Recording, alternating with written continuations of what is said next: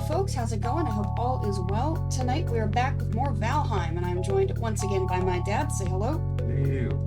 Hello. So, I know we did just fight, fodder this time. And that's okay. That's cool. But there are other things we can do in this world while we wait for the next update. And I was just given a wonderful idea. I've allowed my cousin on this, on my main world before, just to kind of show him around and kind of goof off with some of the late game stuff. I don't let him take anything. But he suggested building up as high as I could, like to the build limit, he said. And then, putting a catapult up there and flinging myself as far as I can go. And I figure, we already have gear. We already have that giant tower. All we would have to do is get the flame metal to make another catapult and fling myself off of gear from the very top of it. So I figured that's what we could do today. Also, internet is being very iffy tonight, so sorry about that. We have a storm right now, and it always gets funky with that kind of weather. But, let me reach down here. I think, yeah, we started the day. Okay, cool. I got some tar off stream, so, was able to finish up some of the decorative stuff I had put off. I can tell that the playback is a little backed up here. Eek. Alright, I'm just listening for the game at this point.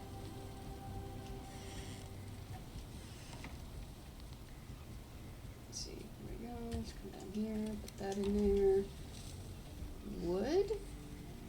Oh, I know why, because I was trying to mess with the roof and it didn't work out. Okay. Come on, game. Okay, cool, I can't hear it. Alright. Now, I guess what I could do, I could just grab one of these catapults here and just bring them over to gear. Problem is, I have them set how I want, and they are stuck in such a way that they are not moving. And I don't want to have to reset it. So that's why we're making another one. I feel that I am justified in not moving them.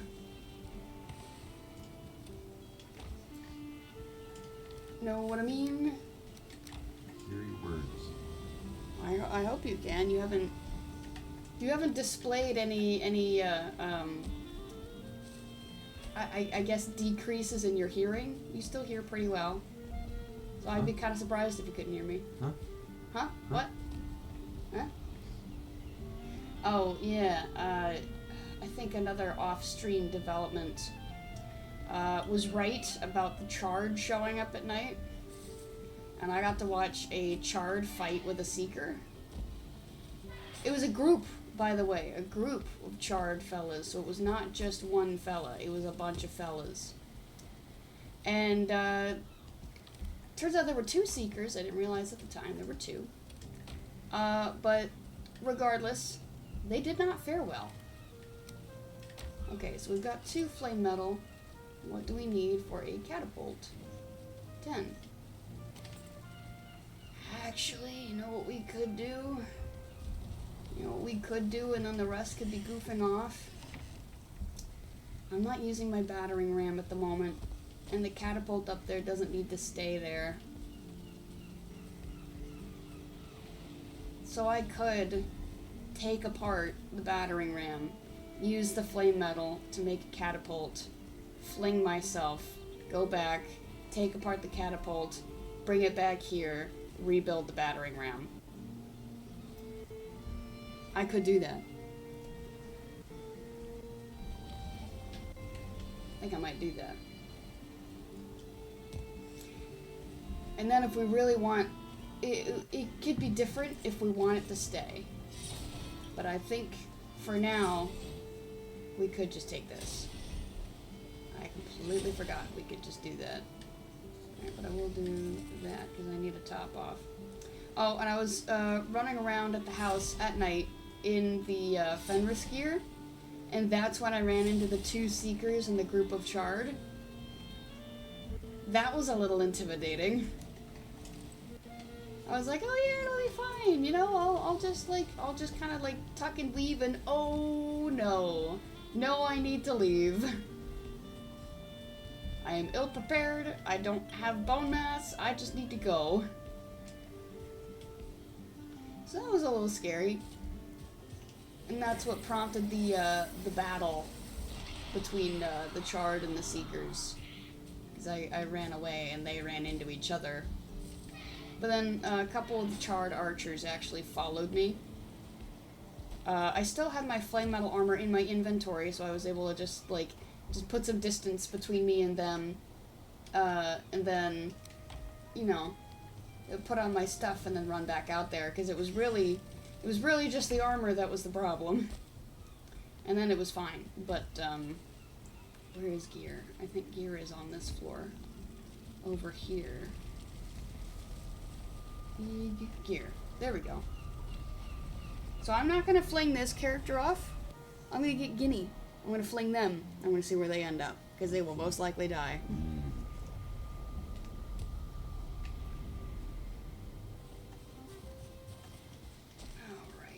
We hit the peak, and then we continue. Forgot how tall this was. Can't even see the top right now. But then after we mess with this, we can go to my original plan, and that is finding more fortresses, taking their bell fragments, and pulling a little rematch action. Because I know there was a little disappointment when I took fodder out with the Mistwalker and not the Slayer. So which was unintentional. Yeah, it was kind of out of it was on desperation mode, but I figure we could have ourselves a little rematch. All right, so we got actually a flat top here, which is great. Where should I fling myself? Which direction? North, south, east, west. Okay, so where are you coming from? Coming from here. This is where I am. And you're trying to figure out where to go? Yeah, if we go southwest, like towards Motor down here, just hit somewhere on that landmass, we could meet up with second mode. Potentially. Or at least make it easier to get my stuff back when Guinea dies. Right. I have a very good feeling they will die. There's also Big right there, but this is actually safer than that. So yeah, I guess we could come in it that way. If we can. This might not be flat enough to build on. Oh. Yeah. Okay.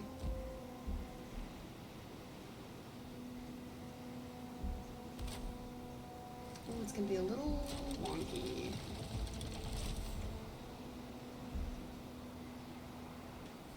So I don't have anything to fling myself yet. I'm not going to. But I think this is a good angle. We'll at least hit the landmass. This is a good angle. So I will go ahead and save her here. We'll take a second. Yeah, because I'm thinking you might need to turn more towards your right. No, don't put the game, just log out. I think it'll be okay.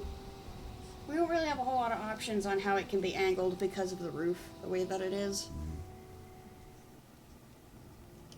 So where are you? There you are.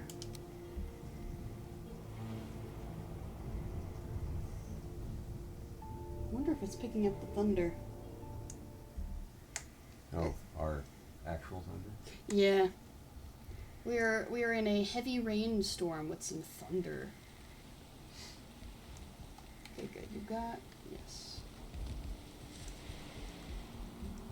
So I just need to go back, grab the second cape. Jeez, with how high up it is, what if I overshoot?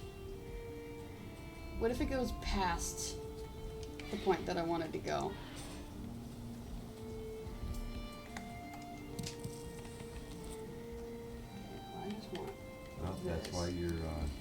using your secondary character and not your primary. Yeah. Okay, those get put away because I'm not risking this gear. Except that I kind of am a little, just not all of it.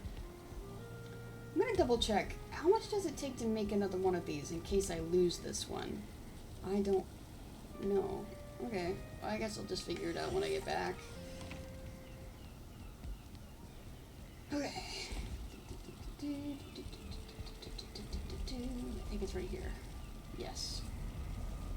Well, if I'm freezing, I'll have to turn around, but... Mountain...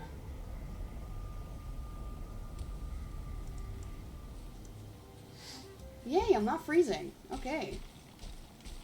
Big win for the cape.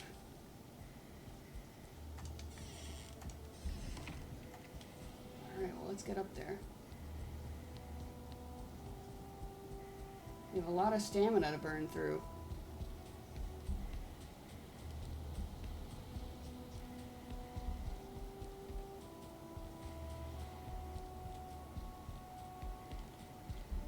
Oh, and on one go, we... Nice. Can you jump that? Yes, you can. Good.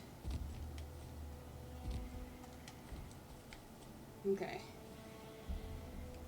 You're here. You can see a fellow flying below. Get it. Whee! Oh, cool.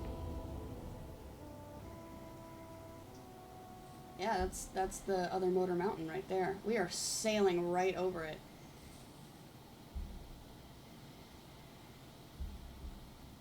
Whoa.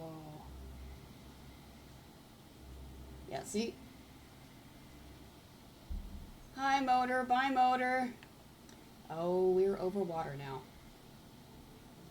This might be a situation of sailing to get this stuff back. Except that that's another landmass, another mountain. We found the swamp. How quickly are we headed towards... Okay. Okay. Oh, but we're starting to descend.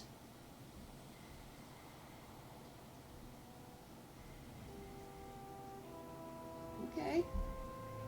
Is that Mistland? Ooh. Oh, but we're going past it. Okay, we're over water again. Eek, we're, flying. Yeah. Oh, we might hit this one, though. Oh, it's more Mistland. Oh. Oh.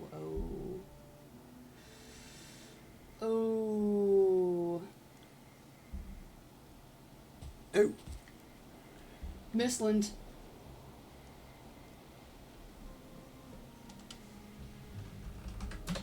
Help. Here's what I'm gonna do. Just jump straight down. Yeah, water is right there. It would be much easier to get my stuff from the water than here. Yep. So I'm gonna go do that. You know what? I'm even gonna try to hit that.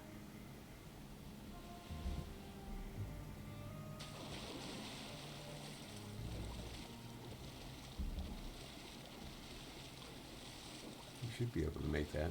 Yeah, oh, definitely.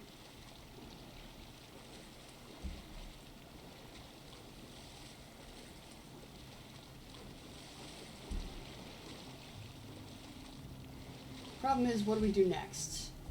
Because Guinea is most certainly stranded over here. Yep. There's, no way back. But, like, dang. Look how far we flew.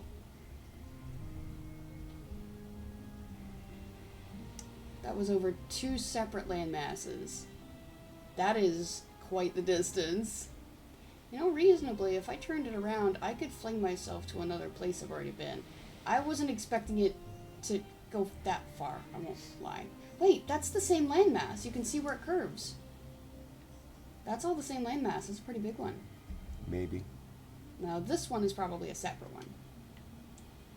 But we are, like I said, stranded. Yeah, well, so the question is, do you risk running through the Mistlands at water level?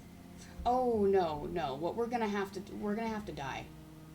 And then I will walk. I'll get Guinea over to the cartography map, and I'll map it, and then I'll swing over to my main, and then I'll sail over there and get the stuff back. But she is gonna have to die. I don't know about that. You might be able to walk her back. No. Especially if this is another landmass, I don't think so. It would be easier, at least, to just have her die. Fair enough. So you know what? I'll just swim. I'll see how far she can get swimming. We got pretty close to the edge of the map. I'm kind of surprised at that. I'll swim along the side and we'll see. She'll be able to swim for a while, though.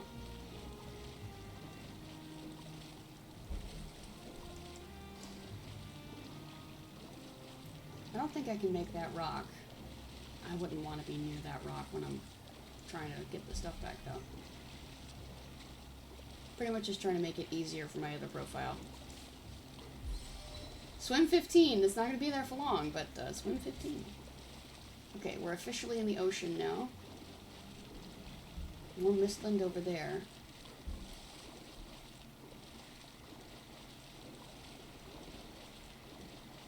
I'm really kind of surprised at how far we went. That was kind of fun.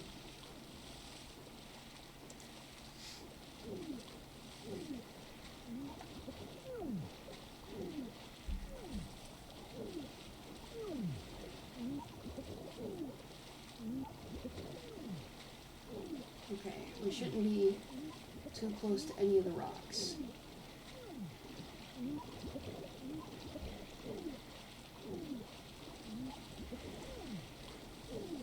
There we go. So now we just record on the map where we ended up, and I'll get the stuff back.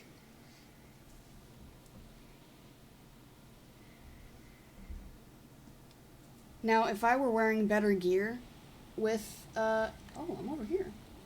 If I were wearing better gear with Guinea, I might have tried to risk getting back. But I just had her in my regular stuff, like the beginning level stuff.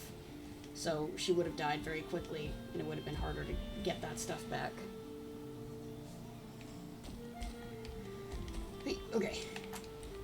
Do this. Fling her back home.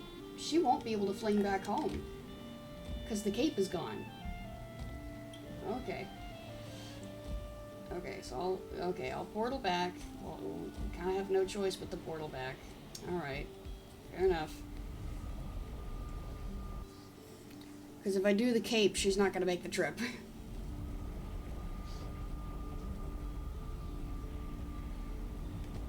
Alright. I did leave that door open.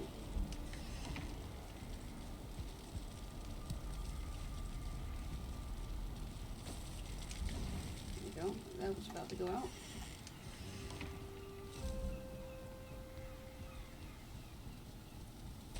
Okay.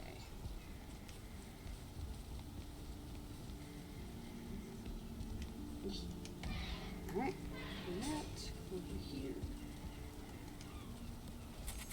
Record discoveries.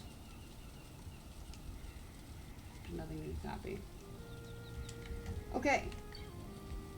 So now I will mark that spawn point. I'll save and we'll swap over.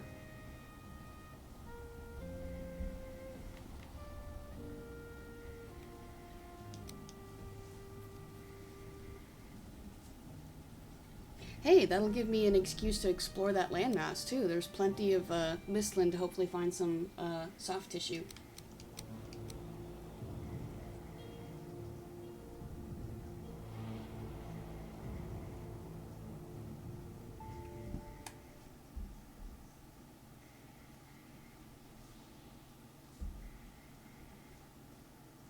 Alright, so...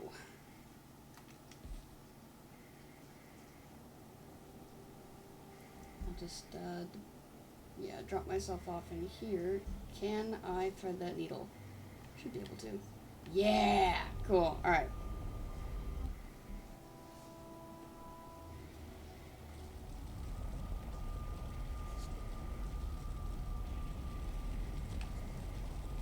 Okay. So now, I have to bring this character to the cartography table to record the results. Oh yeah, I guess I should record discoveries. Nothing new to copy, what do you mean? Oh, okay, good. It gives it to me.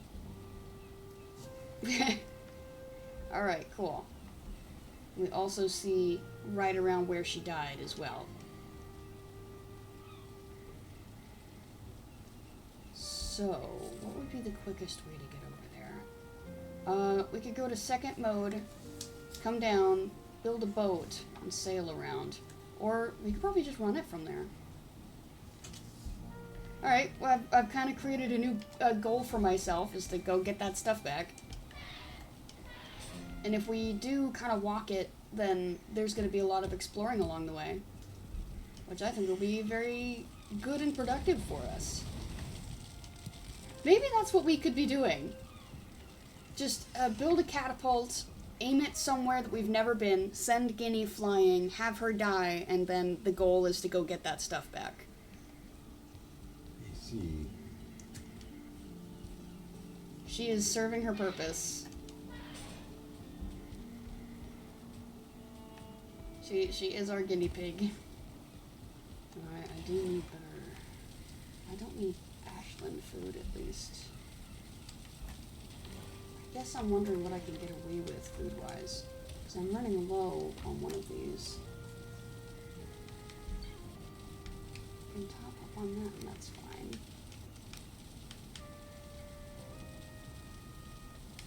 I guess I'm running through the omelets as well.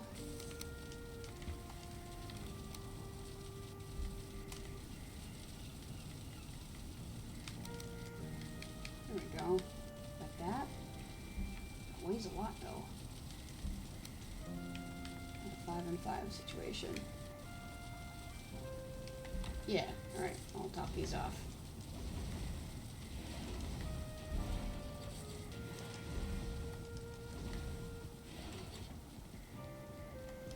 Okay, these are good. Okay, cool. I'll just put these away.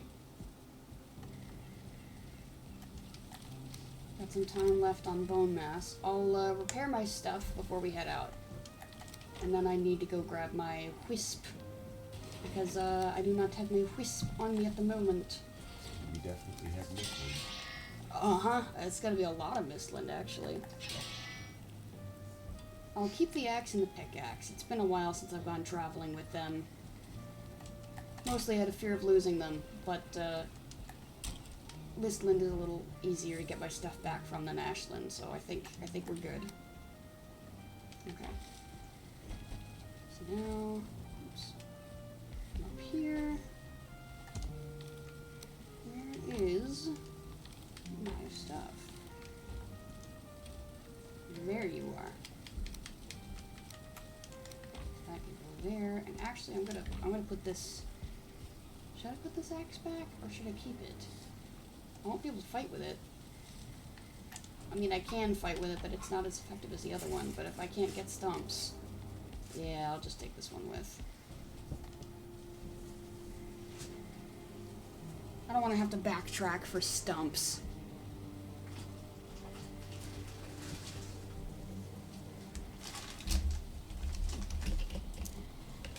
Going to take a sip.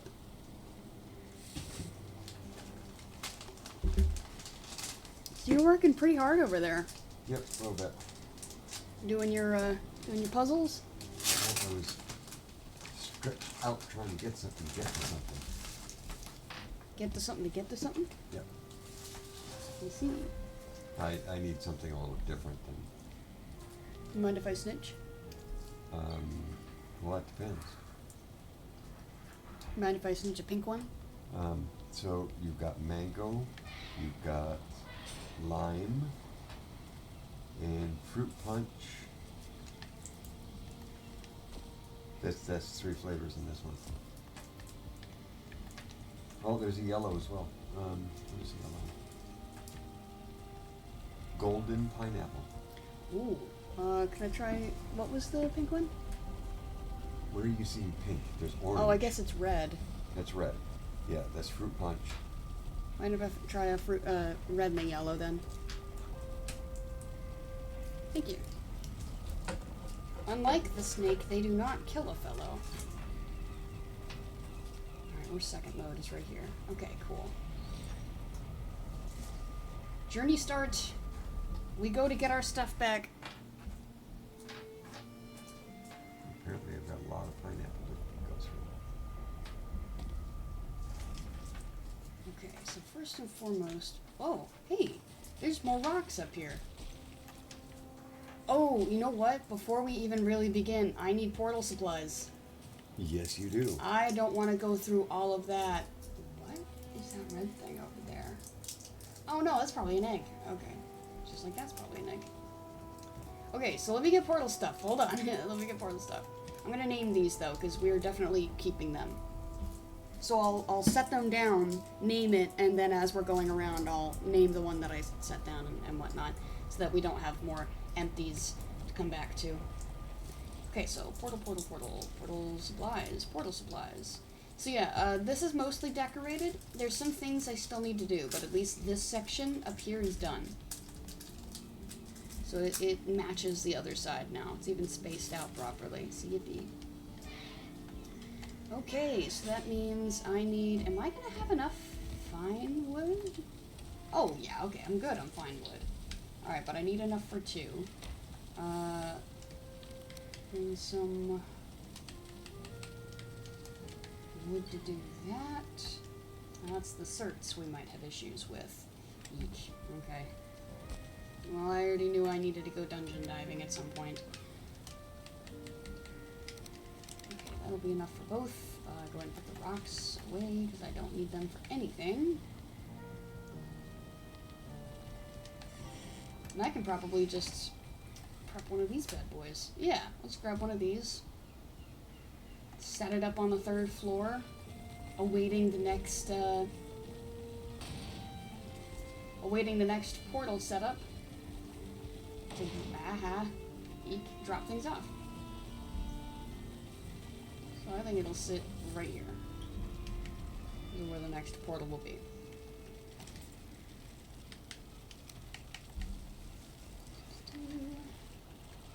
Is that how it was set up down there? Just kind of with? Yeah, looks like it. How deep was it? Hold on. I want to be consistent. Oh, in front of it. Okay, that makes it easier.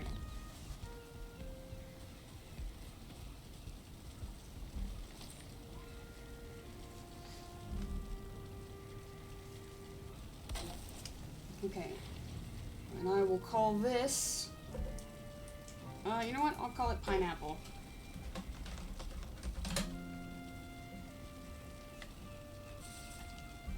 I wonder where you got that name from. I was inspired. It just came to you, huh? You know it.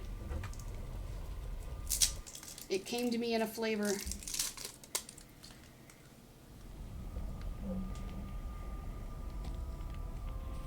Okay, now we're ready to go.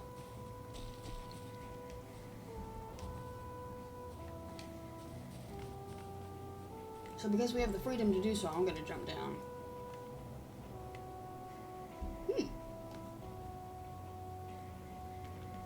Hello, point of interest.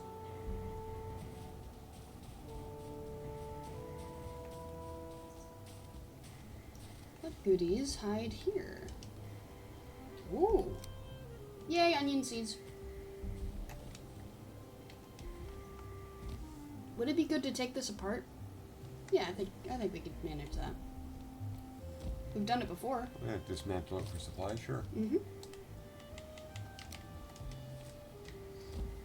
Like, alright, we're gonna jump down and I'm gonna make a lot of distance, and I was like, ooh, hello.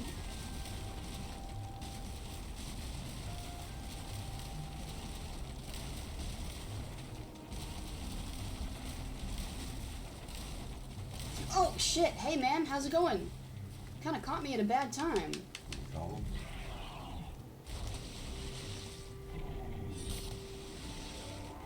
Actually, you can help me out. What say you?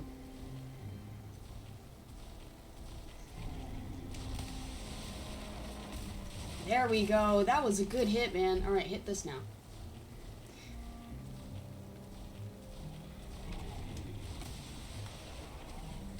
Alright, hit this too. Nice. Do it again.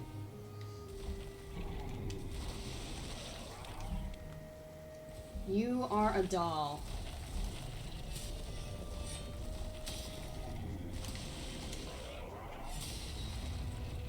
Perfect.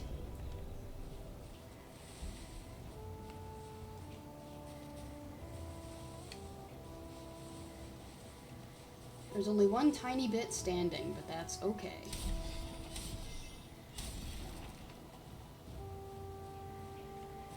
Okay, cool. I will... we have to turn around already.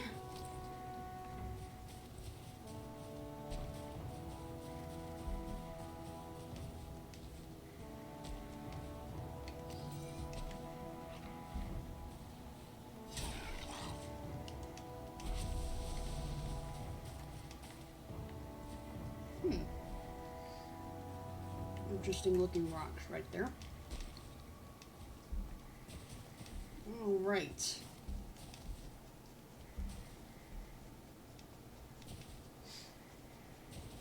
We used up a lot of core wood in our building, so this will be a nice little, a mini replenish, you know.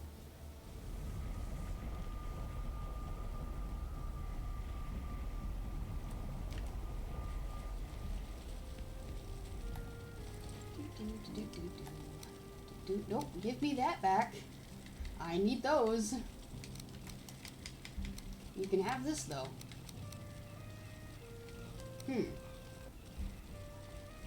Actually don't have a lot of slots to work with right now.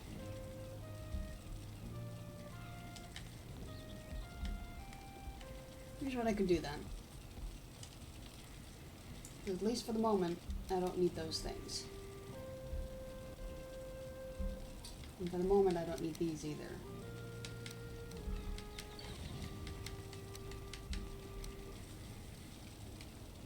Alright. Frees up some slots. So then, just when I hop back through the portal, I can run and grab that. As needed.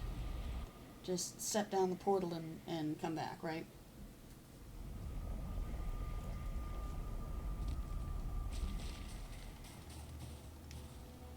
But I don't need to carry it all with me at this second, right? Correct. Okay. We got the singular wolf that was over here. Remove that.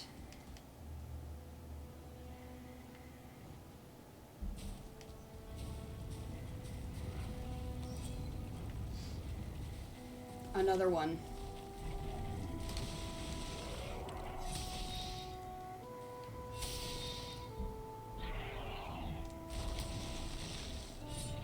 Oh.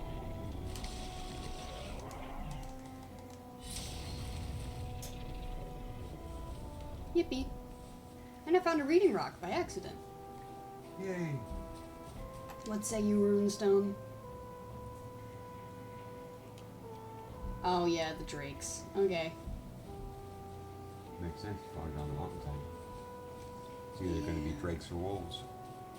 Yeah, but I already knew about the drakes. I was Just kind of saying. hoping there'd be something else there. Alright, but anyway, that's done. So we continue our journey south.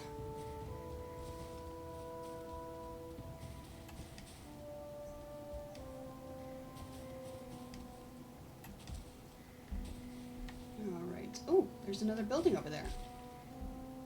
Oh, eggs too.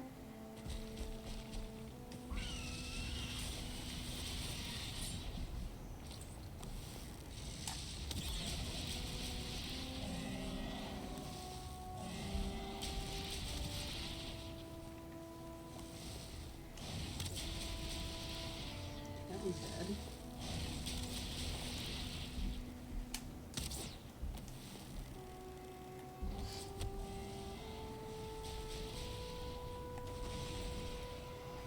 Whoa. Something is up there.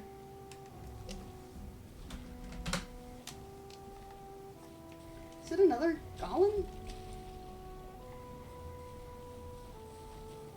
Yeah.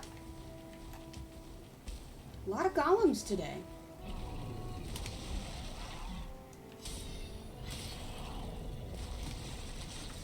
Oh, shit. Uh-oh. He knocked me into the rock.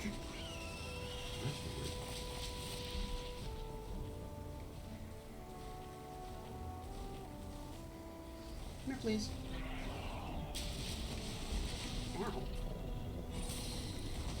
Ow.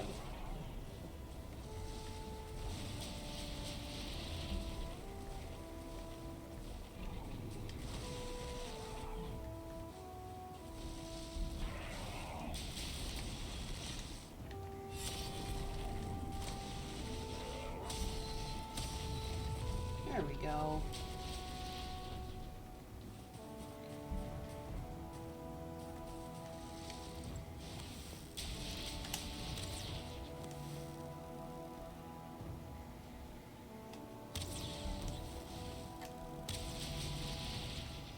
Nice.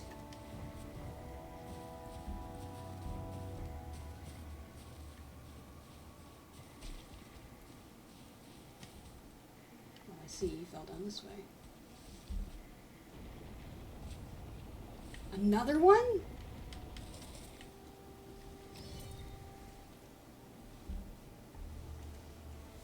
I hear him, I don't see him. It's a little disturbing.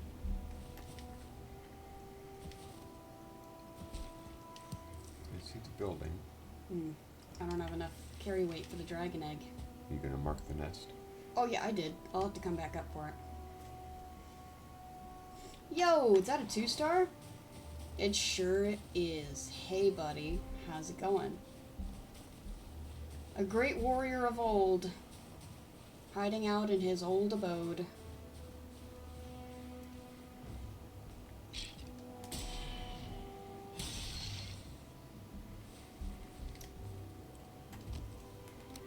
Nice! Got more flint and whatnot. That's not flint, that's obsidian. Alright. Time for a portal? Time for a portal. I don't think this will be the permanent location of Pineapple.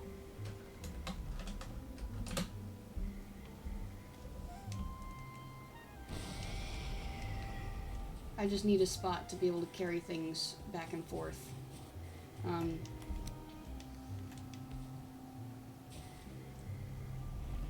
I'll drop this stuff off, go back for the egg. That'll have to be its own trip. And then I'll take this apart and we'll continue.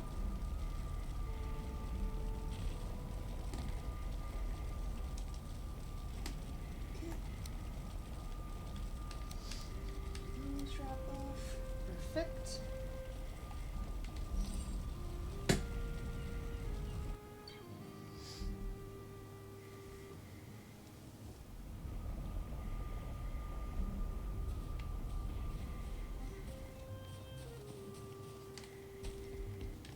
Right, that has to be its own trip.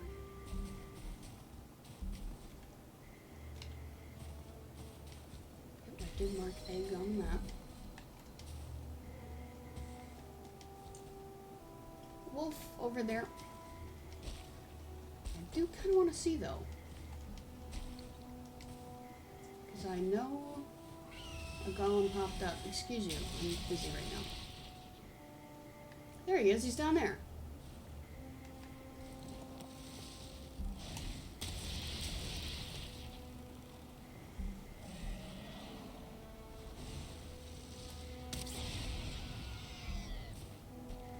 Whoa. Ooh, okay.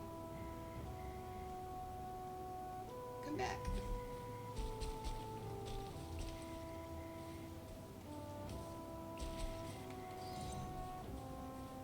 There we go.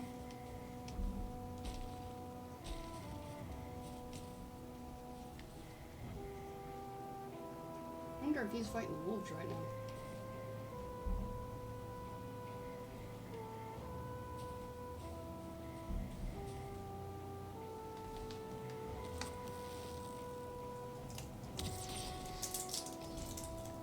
I don't think you'd like that. I'm gonna bring him over here.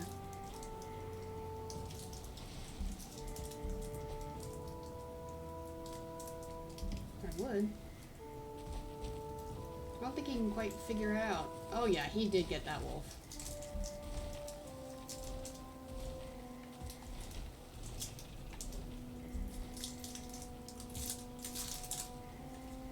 Can you make it down? There you go. Come here.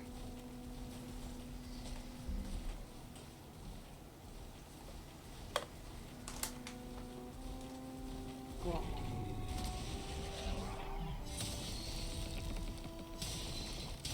Nice. That is the fastest I've ever taken down a golem. Alright, I was able to pick up all this stuff too. So, perfect. Had a lot of golems over here. I wonder, we've never seen a starred one, but I wonder if it's possible to get a starred one. I do not know.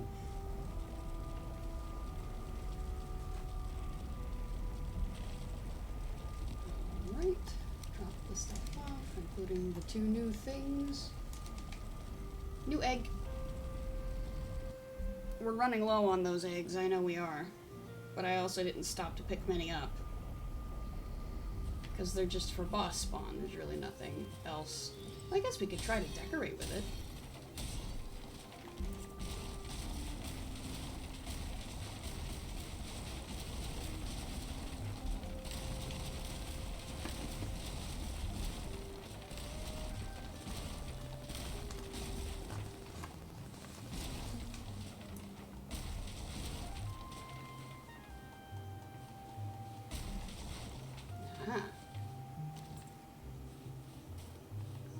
Alright, cool.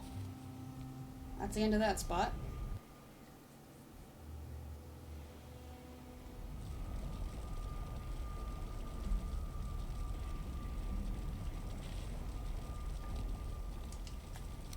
There we go.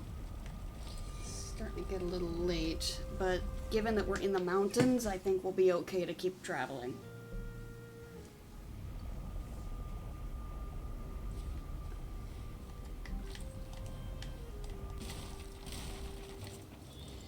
Alright, so now I can remove this, and we can keep going south.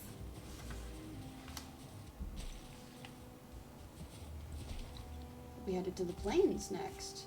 I wonder if that might be a thing we can destroy.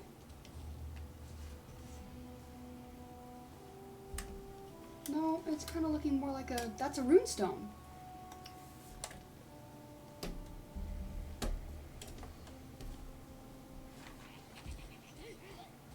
Hey guys.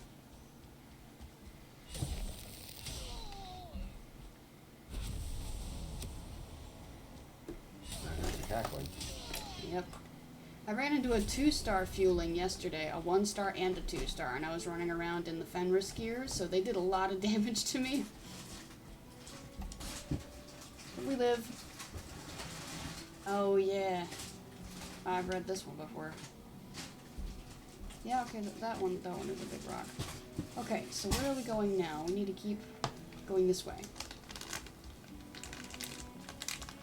This is what we sailed over. Hello, Lox.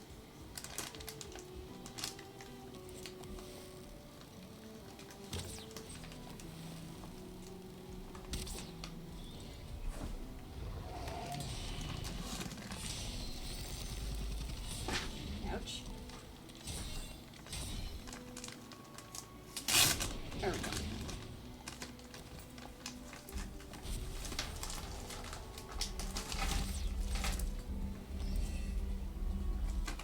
Lox 2.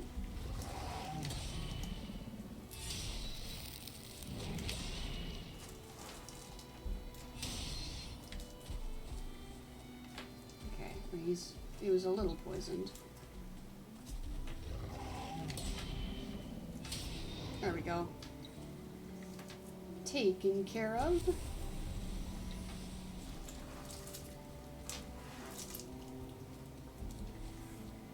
Cool. We continue. Looks like we found some black forest. A giant rock. Where's that swamp? No, those are pine trees. Okay, so we found some black forest. I know the music changed while we were flying overhead. So it makes sense. You know, we probably shouldn't linger out here, actually. Because know what I'm realizing? It's not just gonna be... Oh, yeah, like those guys over there. No, You could have a whole bunch of different creatures. Wow, there's 4 fellas that spawned over here. 5.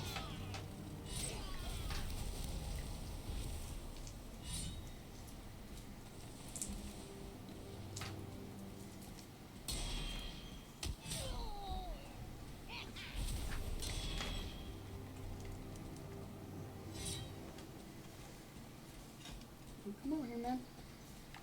Whoa! Hi, other locks I didn't see.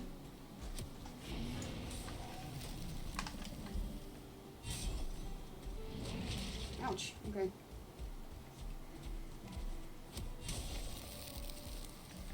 Get out of here.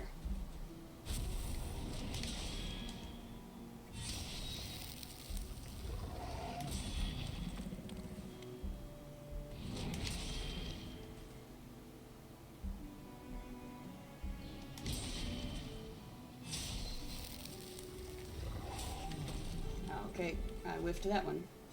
There we go.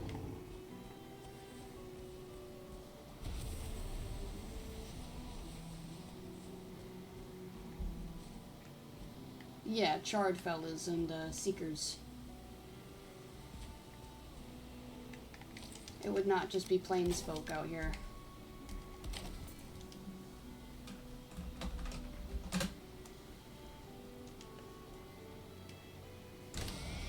Okay.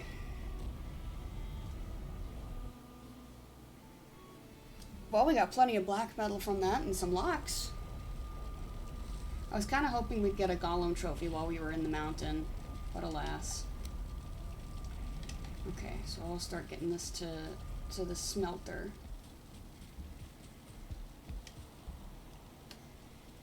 Oops.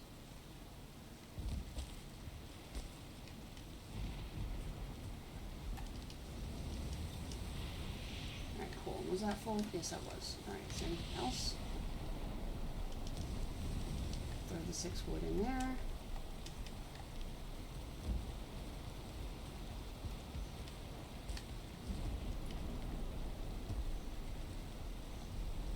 Okay.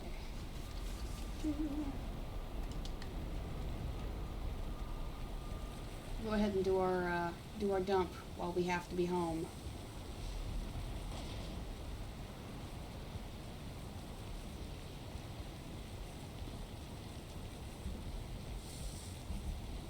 Can I manage this? Because it's going to be a tight... No, I won't. I won't be able to. No. Here's what I can do.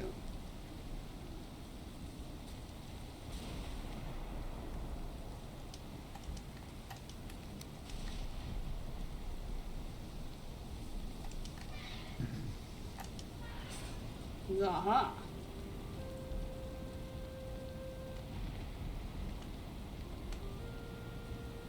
I think, nope, it'll be more than just the egg. Okay. So is there another flavor you're interested in besides the fruit punch?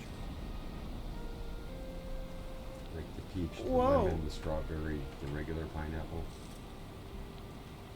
What's all the red ones there with the pink? It's all strawberry. Oh, yeah, I'll try a strawberry.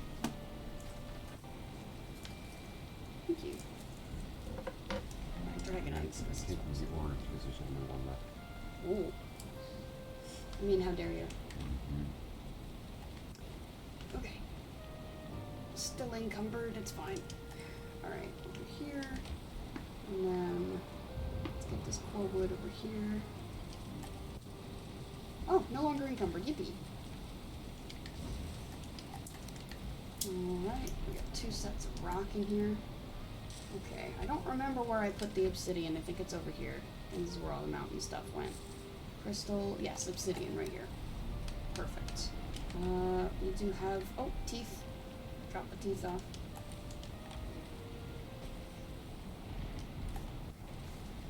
I don't know, you want to talk about your cool new pen?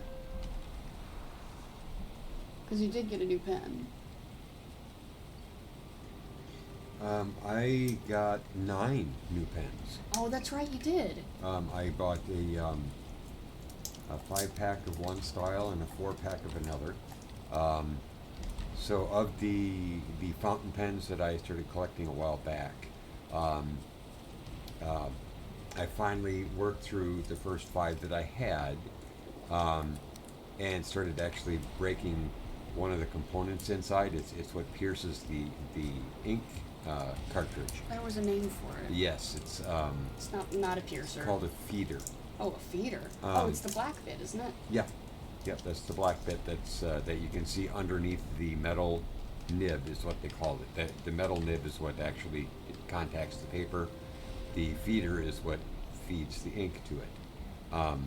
So it's got basically a straw on the inside of it, and then it lets that go up against the nib, and of course the nib leaves the lines on the paper. So anyway, so since I broke 3 of those feeders just because I was going through so much, I've been writing a lot, doing puzzle books and some other actual writing stuff. Yeah, I've gone through, like, that was a 100 ink thing. I've already gone through probably 40 ink cartridges. Dang. And so, the plastic feeders break. Yeah, and this so, one's kind of cheapish. Yeah, so I went, well, it's a disposable part. Yeah. And it's an interchangeable part. So I I went guess it's and different. I found some, and again, these are not high dollar fountain pens. These are not, No. $400 or whatever. These are the $5 and $7, maybe a $14 fountain pen.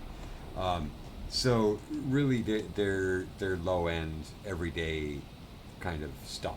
Right. And so I got some. I got a 5-pack of a very lightweight one. I was surprised with how lightweight it was, and they're also very small.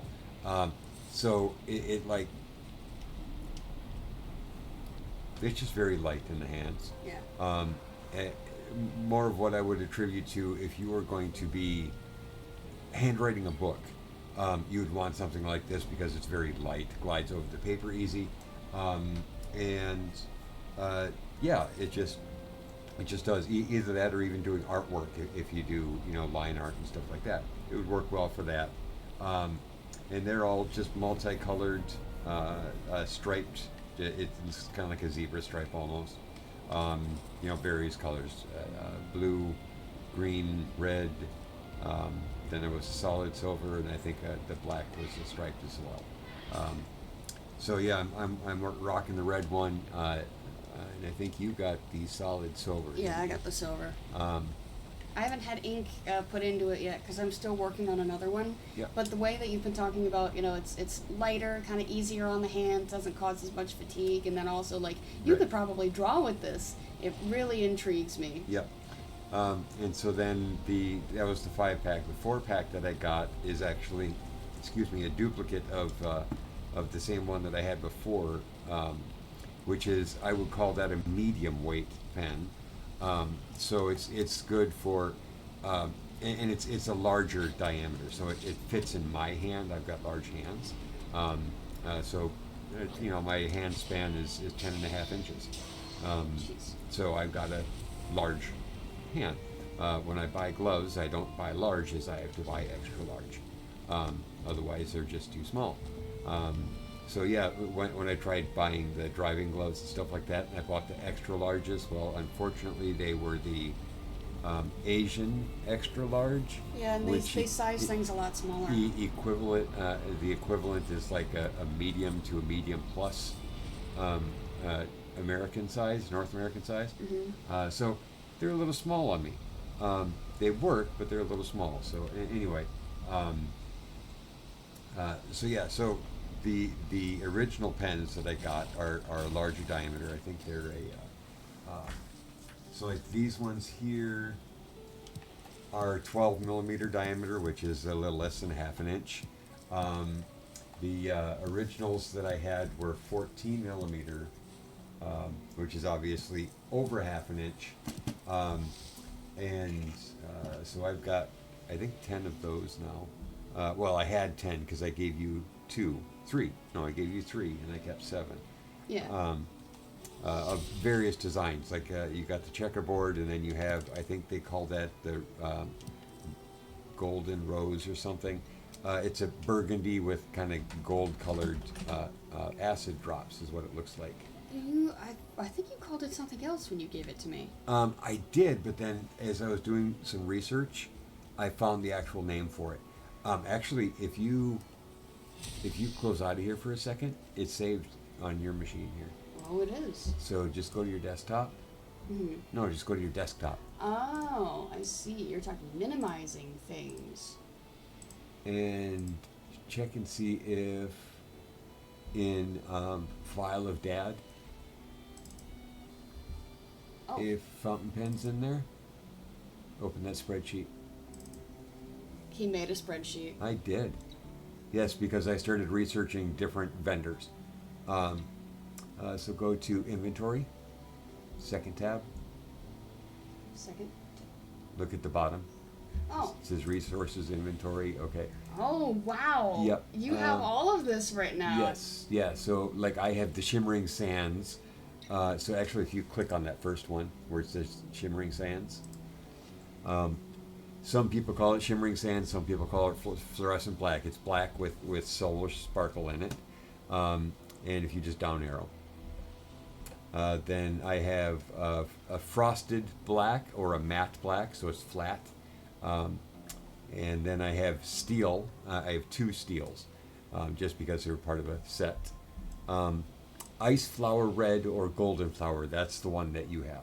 That's the burgundy with the red. Ice flower red. Yes. Ooh. Then the original one that you had, depending on what the vendor that you're getting it from, they're all from the same guy, but or company, but they're sold by different companies, right? They're resellers. So depending on the reseller, some of them call it cream, some of them call it milk, some of them call it ivory. Now I call it cream. That's just what I call it. So. Yeah, I would say cream is a good descriptor Okay. for it. It reminds me of one of those 1950s refrigerators Yep. with its color and kind of the So- roundish. So down arrow. Down arrow. Checkered grid. Oh, I see. It's a pull-out thing. Oh, okay. Okay, yeah, so checkered or a grid, so it's silver black checkered. Then I've got the solid gold. Then I have a gloss black. I already said the steel. That black there. Okay, that's okay. So that was all the 14 millimeters, and then I said, the black with black stripes, the red with black stripes, green black stripes, blue with black stripes, and then the silver. Those were all the 12 millimeters, which are the really light ones. And then there's a heavier duty one, which it might be a 12. I don't know. Let me just. Are you talking your hero? Yeah. Yeah, so it's another 12 millimeter, but it's a much heavier pen. It's a heavy pen. Mind? So there's the light. Yeah. So This one kind of feels closer to a regular pen. Okay. Here's the Yep. medium. Yep, and I'm used to that heft. Yep. There's the heavy. Yeah, it's dense. It's like it's a dense. smaller diameter. They're all about the same length. But yeah, so it's Jinhao is the medium duty. Bauer is the light duty, and then Hero is the heavy duty. Except that they called Bauer something else. Well, so that was the reseller, I found out. Oh, okay. And so that's why they had multiple brands under their name, because they're a reseller. Gotcha. So anyway, so the heavy duty one is the first one that I got. That was the Hero one. It's really heavy, so it feels like that's the one that if you're signing legal documents, like you're buying a yacht or signing for a mortgage or something, that's the kind the of important pen. that you use, right? And then the Jinhaos they're an everyday pen for me.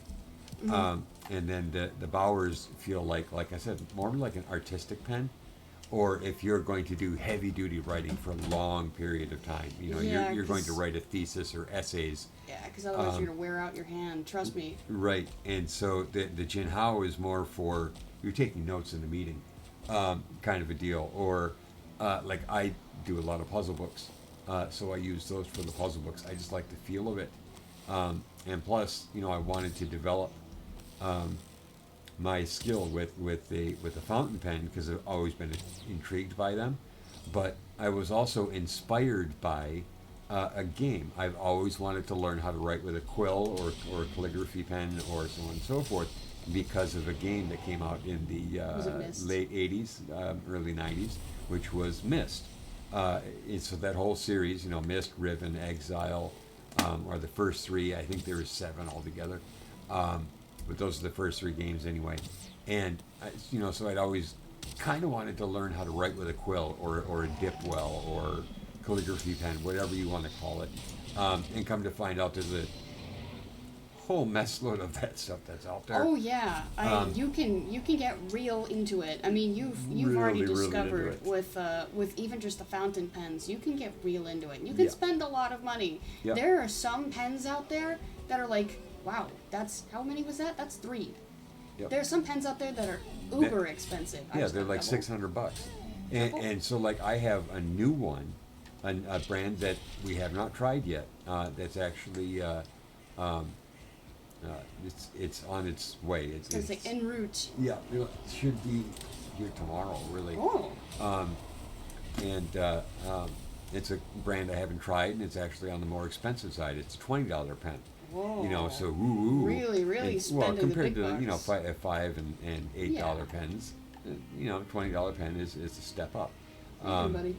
And so I figured I would try that one out as well as instead of doing the ink cartridges, I'm actually doing a bottle of ink, so that I can use the converters that actually come with them, because a lot of these allow you to either draw it up like a straw into a converter, which is basically a tube that you just create a suction in, and then you just, as you write, it drains out the thing. Or you can buy disposable tubes of ink, kind of like a ballpoint pen, but it is different. So you buy a package of these tubes of ink, right? Whether it's a 10-pack or a 50-pack, or like I bought a 100-pack. And come to find out that the one that I got was not a real high-quality ink, and that's part of why that some of them kind of got jammed clog up. up? They would clog up on you. Yeah, I It- think it there were was- like 3 of them that got really clogged, and it took yeah, a while to get really them clogged unclogged. really easily, and continuously got clogged.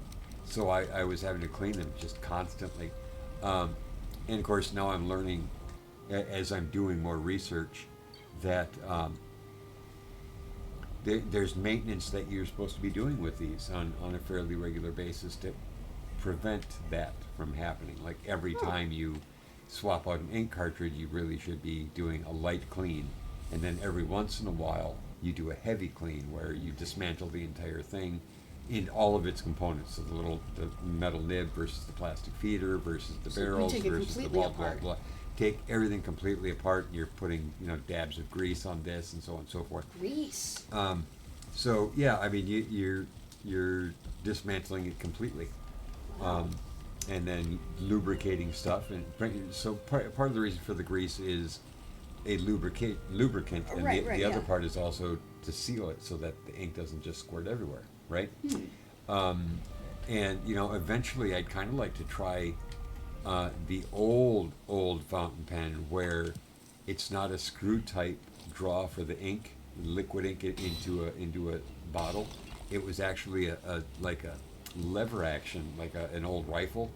You've seen in the westerns, them shooting a rifle with the lever action, just bang, bang, bang, bang, bang. Some of the old fountain pens, that was actually how you loaded the ink into its chamber. It was a lever that was about the length of the pen, and you would draw it just like you would that lever, and it would suck the ink up into the tube. And then of course you push it down, then you'd sit there and you'd write. And you'd leave that lever alone until you needed more ink. Because if you did it again, you'd end up squirting the ink everywhere. Whatever was left in the reservoir, so it got to be really, really messy. So you didn't let your kids play with it. You know what I mean? Right. It was adults only kind of a deal.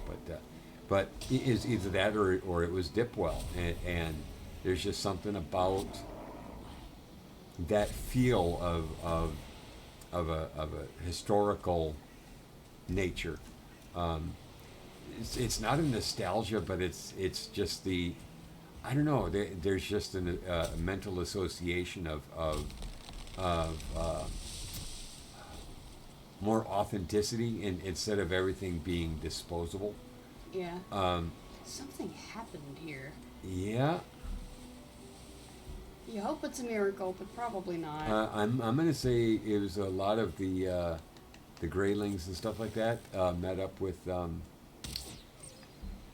something overnight. Yeah, I think so too. I see the Grey Dwarves. I'll go fight them. I just want to gather this. Ooh, hey. Part of You know what? It was probably that. And what is that? What does it look like? Death Skeeto? Yeah. Probably that guy.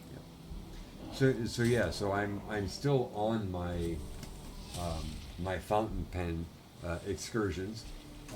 I started this week actually was when I made the spreadsheet. When I get my computer back up and running, it'll be an official database. I'll convert it over to Microsoft Access and Nice. it's just too easy in a spreadsheet to get your data disjointed, especially if you're doing sorting and stuff like that. And I'm just with simple databases, I'm pretty good. Am I writing something for a company to use? No. This is all personal use. So not a lot of automation. Everything is just fairly simple and straightforward. Yeah, it's for funsies. But it allows me to organize the data and massage it in a much better way. Massage it? Yeah, so you can sort it in multiple ways without the worry of crap. Row 7 is now split up and it's in 14 different locations, which happens when you're not paying attention and you start doing sorts. If you don't grab the entire table when you do a sort, then you just sort the column itself. Where if you are in a database, they're all of those fields are linked together. So if you do a sort, the entire line is sorted, not just the individual cell. I didn't know that was called massaging. Well, manipulating, whatever you want to call it. Is massaging a regular word that people use, or did you say massage? No, it's massaging the data, manipulating the data. It's interchangeable. So that is a common word, though. It's not. Okay. Yeah, it's common usage.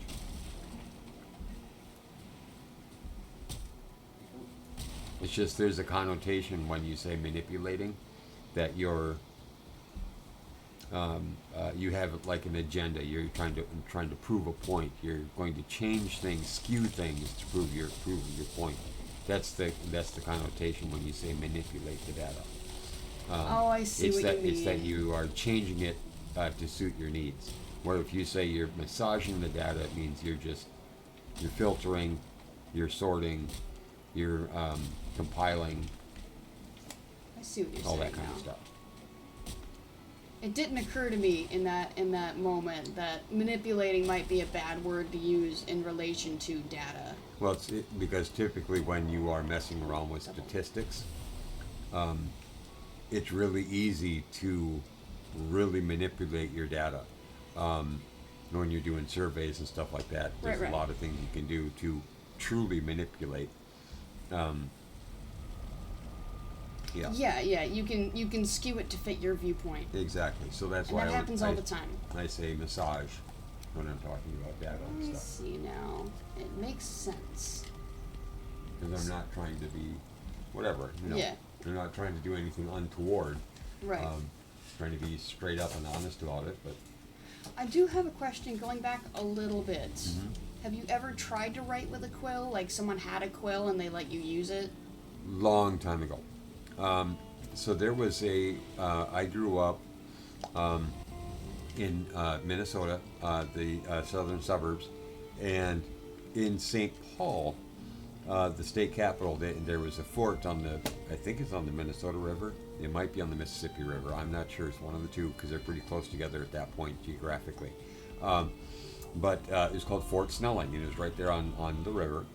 And they had the old timey village, where you'd go in and everybody was dressed in period military costumes because it's a military fort. Yep. And you get your rock candy and watch them bake bread on an open hearth and things like that. So that old timey village, historical village, and you could write your name with a quill and all that kind of stuff. So yeah, I had tried it as a child. But that's not what got you interested. That's not what got me really into it. It was like, yeah, okay, that's great and everything. No, it was watching Atris, the main character in the Myst game, writing his stories, and getting involved in the world, the universe of Myst, because it's a fascinating premise. You're an outside dude falling into this world, right? You're a normal human that has fallen into this world where these people basically they have discovered the art, is what they call it, and basically whatever they write develops into reality. So Inkheart is a fairly recent youth fiction within the last 20 years that kind of dealt with the same thing. I'm not sure if you watched that movie or not. Yeah, and that's been a recurring theme. I mean, look at Neverending Story and things like that, where the fantasy realm is being directly influenced by the real world, and vice versa. For only a special few. But anyway, so yeah, just the premise of being able to essentially write a description of basically a world, and then being able to open the book and step into that book, and discover all the land that you had described in your writings is there, and any indigenous peoples that you had written, and sometimes depending on your depth of art, you would write complex phrases, and then you'd go in and explore your world and be surprised by what you found.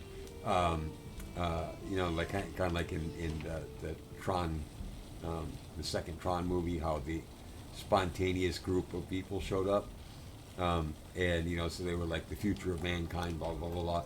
So here he is, he's writing this program, and all of a sudden, these spontaneous creations walk in and are like, "Hey, what's up?"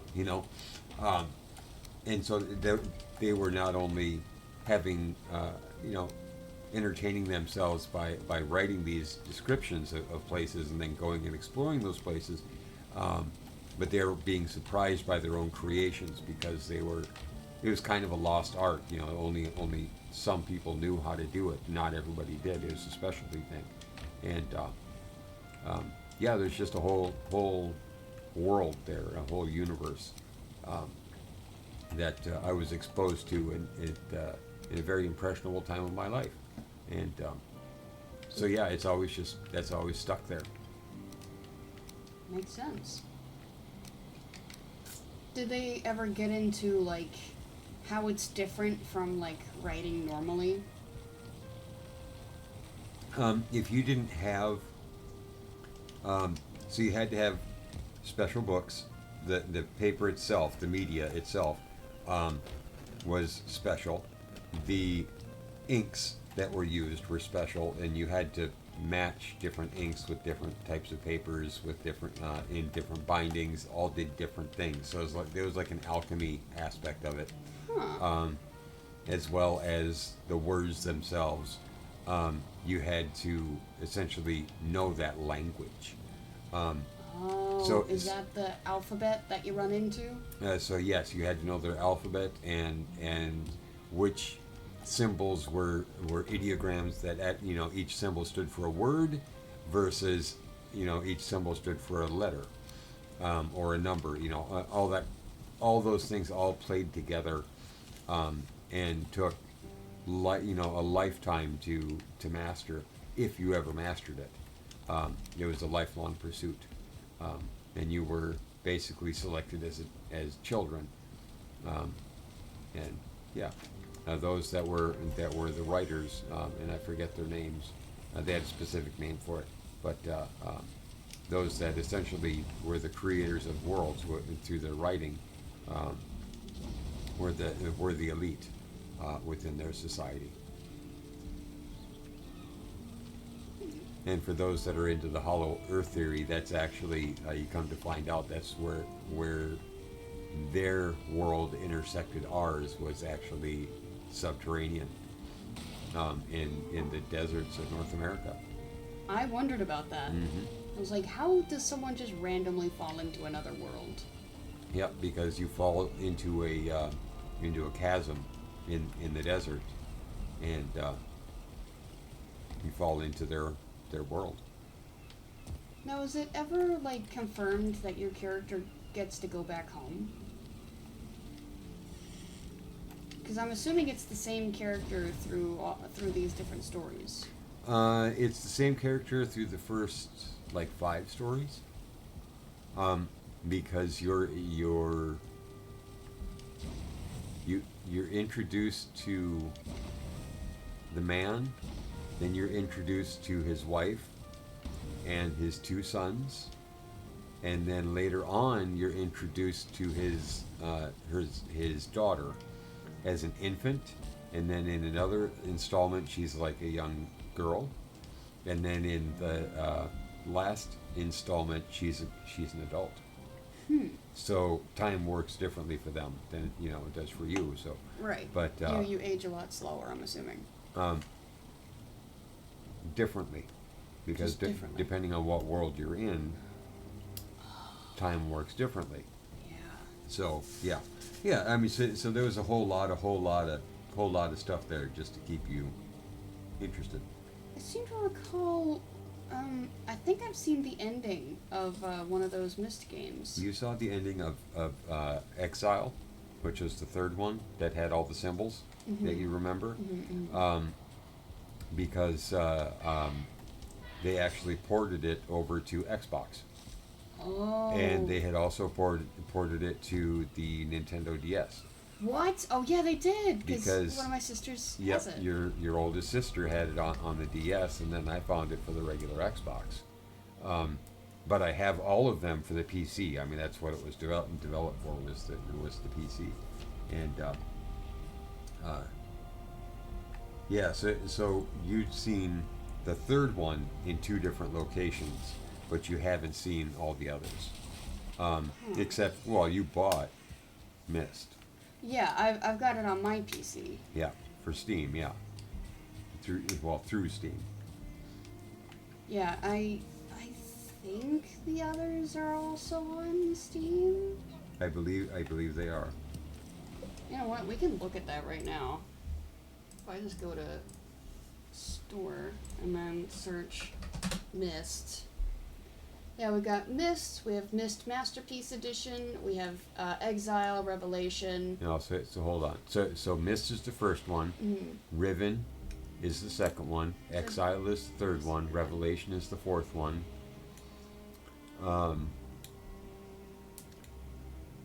Myst and Riven. Hold up.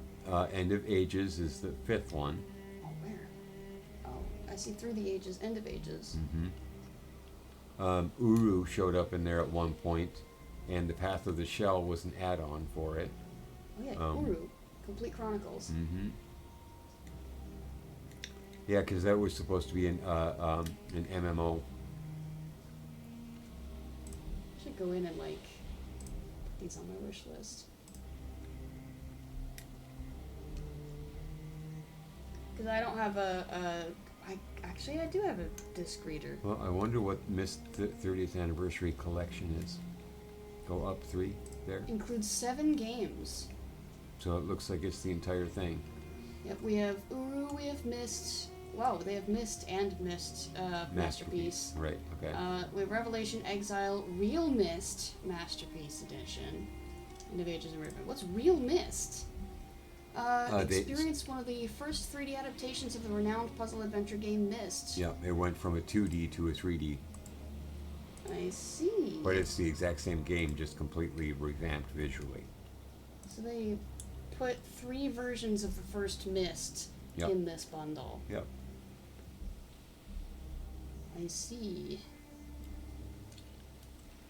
So if you were to buy them all separately, you'd spend $108, but, you know, you save $20 buying multiple versions of the first game. Yep. And that's not even all of them. Nope. Wow, we'll have to look into that later. Yep. Real Myst, huh? Nope. Is the first Myst the only one that's 2D? No, they were all 2D? they were all kind of 2D. Okay. I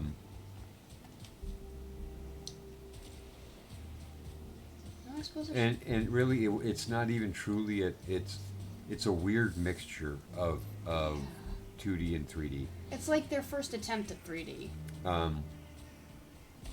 I think when you were in Riven, it was 3D, but the original Myst was more 2D. Yeah. Because it was you were essentially looking at stationary backgrounds. Yes. And you would explore that stationary background, and then when you were done, you'd move to the next slide. Pretty much, yeah. I remember. I remember playing you it with navigated you. between slides. Yeah. So it was a weird Wow. 2D, 3D. That's a lot of leeches.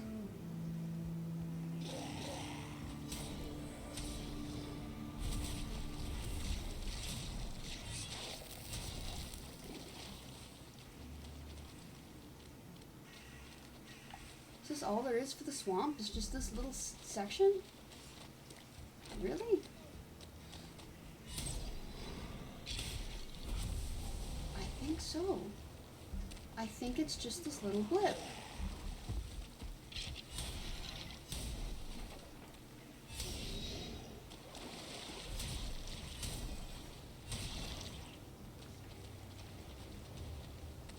Well, it's a very populous little blip.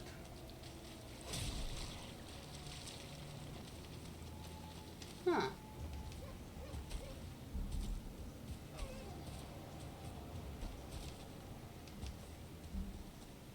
Yeah, okay. Just that little blip, and I guess there's more across the water. Ew, we have swamp crust.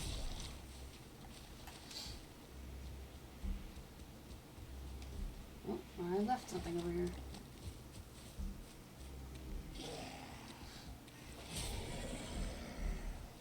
Like I said, a very, wow, populous crust. Well, if I was in need of blood bags, I would be real happy about this. Yep. Now, is this where I was just looking? I think so. Yes, okay, yeah. Alright. Ooh, we got some tin here. I won't turn that down.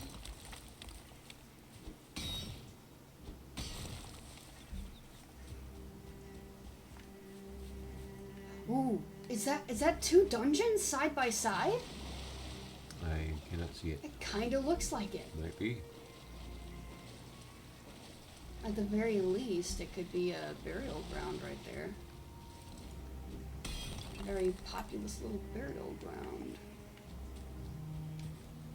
I'll go over here and get this tin as well. You never know when you're gonna need bronze, right? Whoops, not what I meant to do. Probably very soon. You think so? I don't know. You said you never know. You said it might be very soon. Oh, I thought you said probably. I was like, probably? Yeah, let's check this out. Got some skellies, skelly fellas.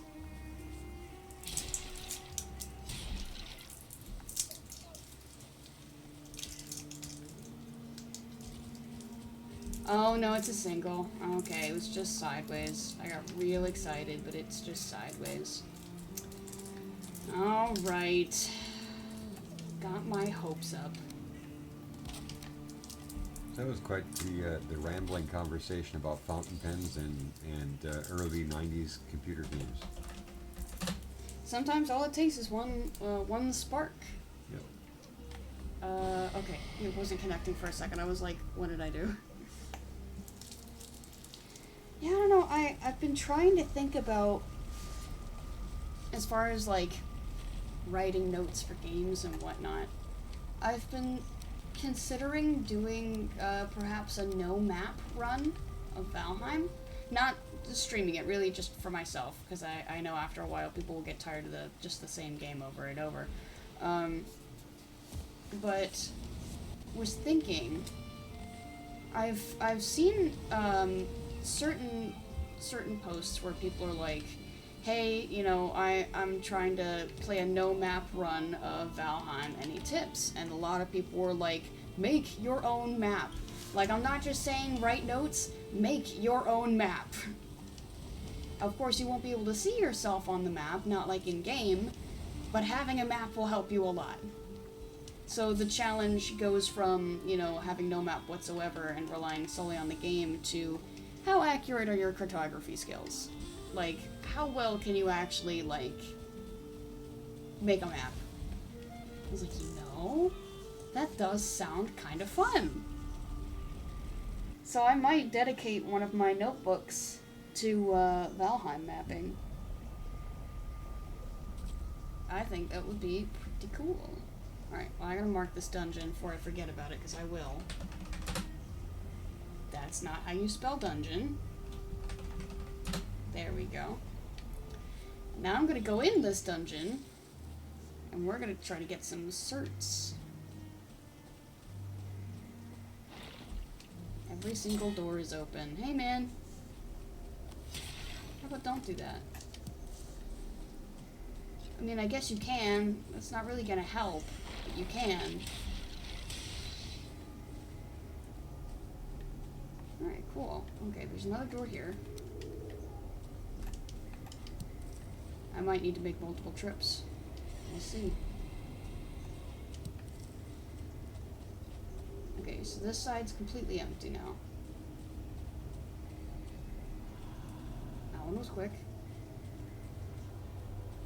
Boy, this sword is just clipping through the camera, huh? Hi.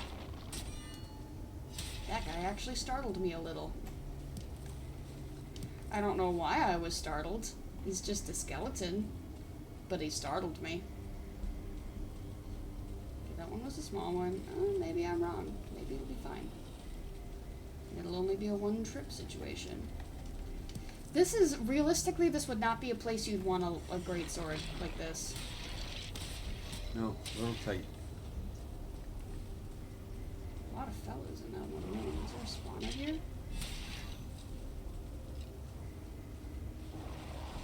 Hey, Rancid Remains. How's it going? Good talking. Did I pick that up, right? Yes, I did.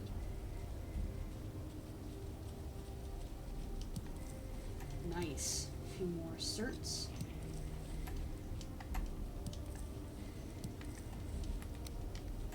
Alright. I believe I've gotten everything there. Yep, perfect. So that's already 6 certling cores. Oh, you know what? That reminds me. I started a new world just out of curiosity. I wanted to just kind of goof off in there, because why not? Figured it'd be fun. Quit hiding behind the door. Figured it'd be fun. And I found, like a berry spot, right? But it wasn't just any berry spot. There were 13 bushes part of this berry spot. 13 bushes. It's like, how come I didn't have this kind of luck on my main world? That would have been nice, and it was right near spawn, too. So I was like, man. It's like, did I, like, miss out? Like, what happened here? so I came through here. I destroyed stuff. I went through there, and okay, that's why that was left. Okay, so we come down here. I'm gonna put the sword away for a second, because it is very big and is clipping through the camera. So I was like, man, this is a really, like, nice spot. And my world wasn't like this.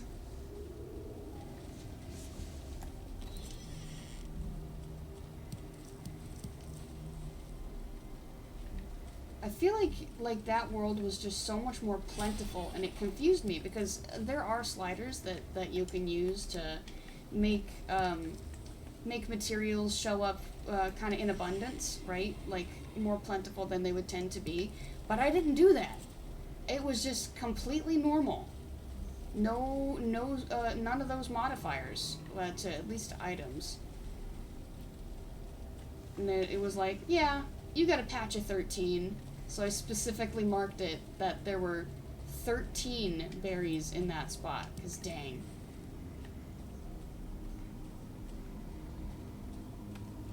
Okay, so this is now marked out. How many did we end up with? We had 9 Surtling cores from that. Nice.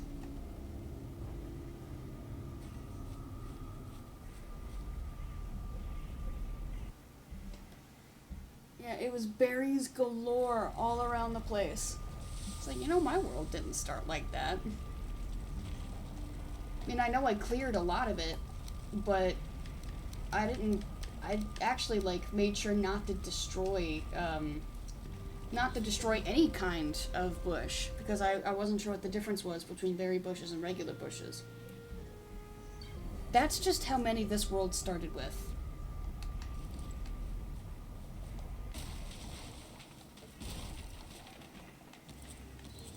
Okay, so that dungeon is done. We need to keep heading this direction.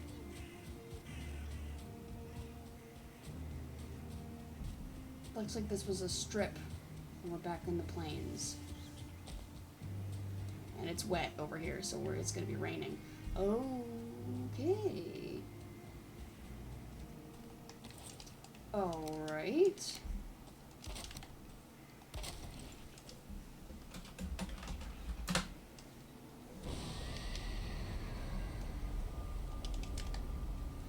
So let me do this then.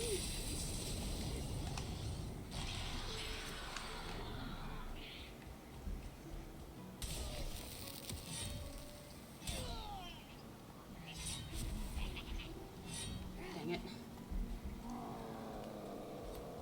Not how I wanted to handle that. Alright, come here. One shot of Berserker.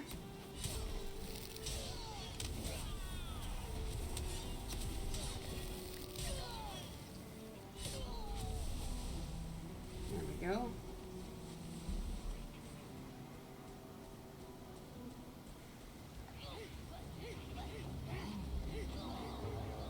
Alright. I don't see any shamans around, which is kind of what I was hoping to find.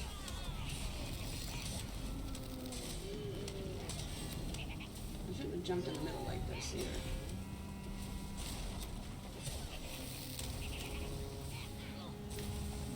Ocean. Whoa! Hey, 1 star.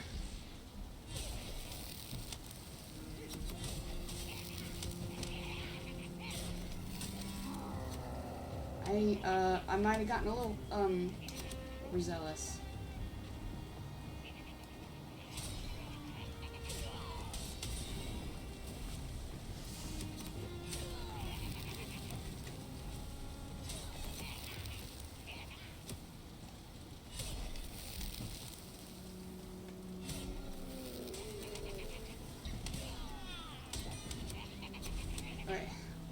Ooh. Uh-oh, they got slime fellas over here, too. That's not good.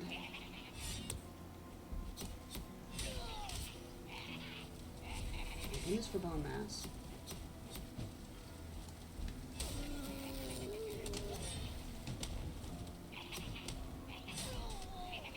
Dang it. Darn stamina.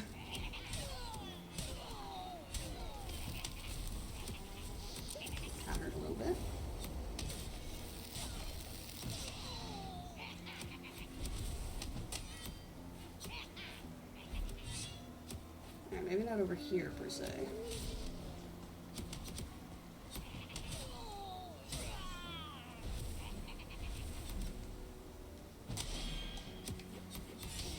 Oh, okay. That was a decent hit on him. Oh, he can't move now.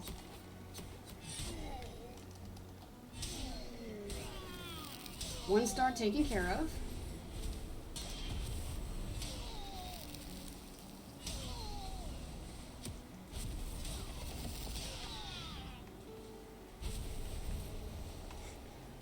Nice. Okay. Any more fellas wandering around over here that I need to be aware of, or are we actually done? Mayhaps be done. Oh. Really? Oh, there you are.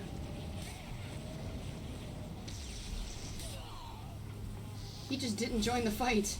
He didn't follow me around.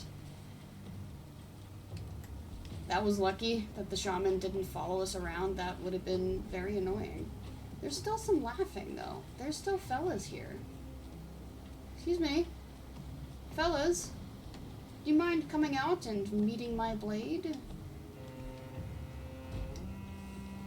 Or maybe I just imagined that and I didn't. What? Oh, I did hear somebody. There is a tar pit over there, though. I should probably take care of that.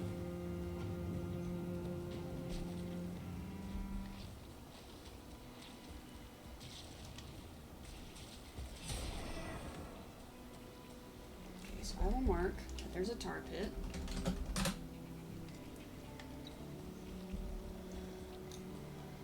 And I think, have I picked up more wood? No, but I can. So what I will do, I'm going to leave pineapple here. This will be pineapple.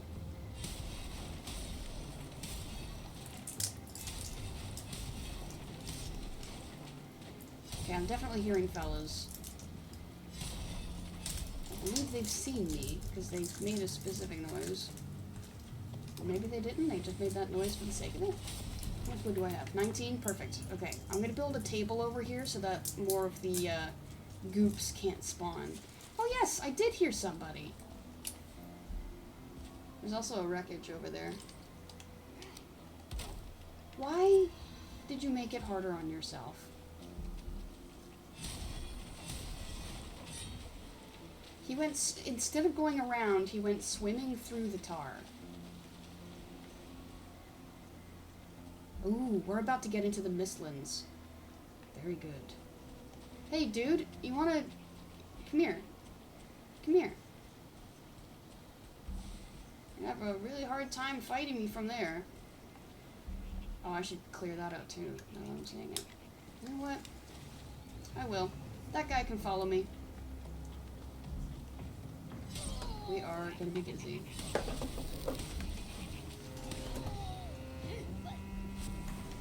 He's a... Huh? What? Hi.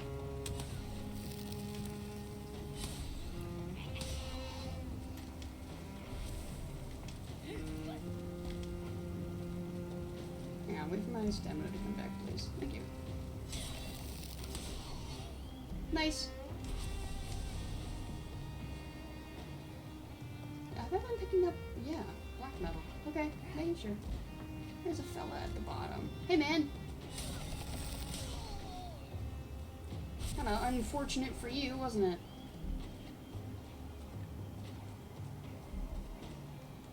There is plenty of stuff to pick up over here, though. I don't want to fight the locks yet.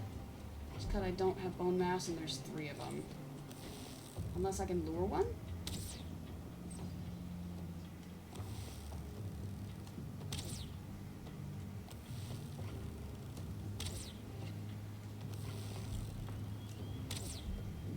Are you not getting annoyed that I'm shooting at you?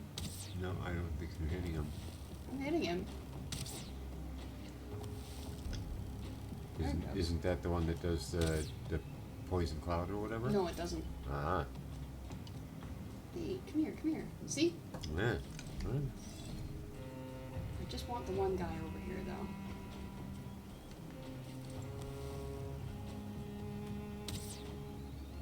That one missed.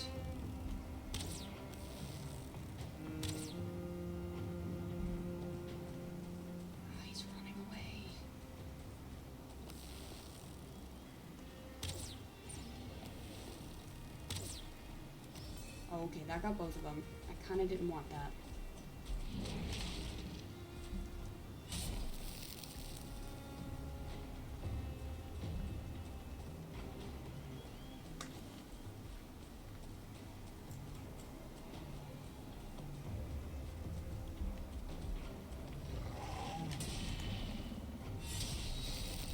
Swing! Swing!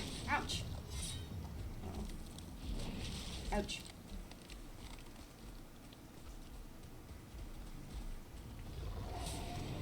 Okay, that one's down.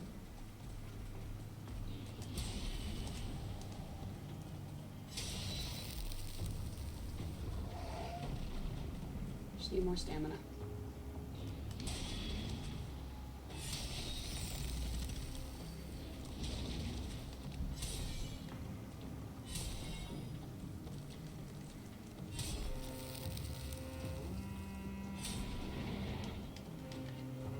Where's the third guy?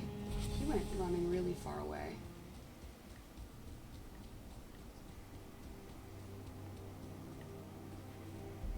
Is that him all the way up there? Oh, shoot. Bugs are here. That is him.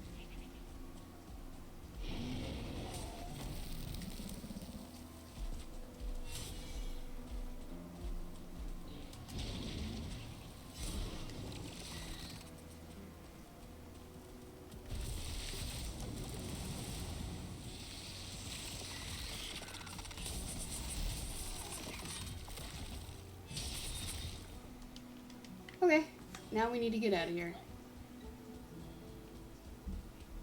Because it is nighttime, and bugs are not the worst thing we can find out here.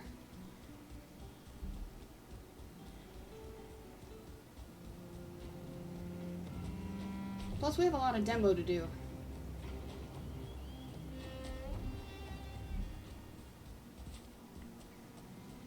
That's a big boy. But hey! They destroyed my portal!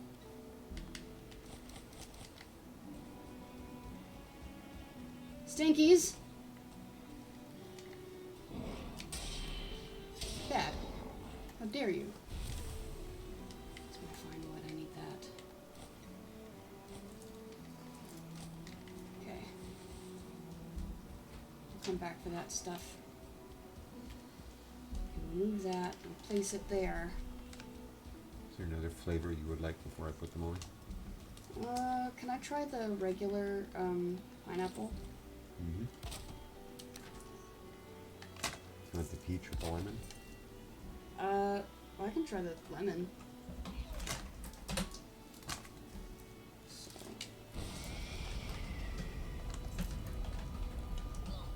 Okay, pineapple lemon. Thank you. I can't reach. Much appreciated.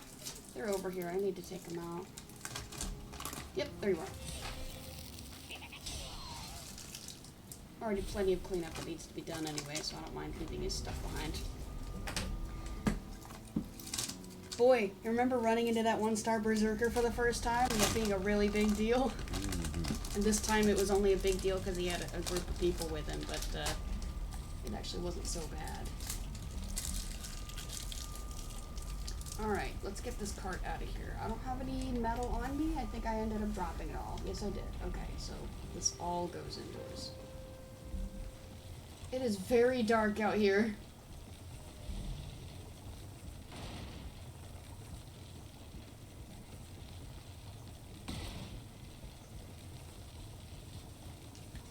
I should put some lights up over here as well.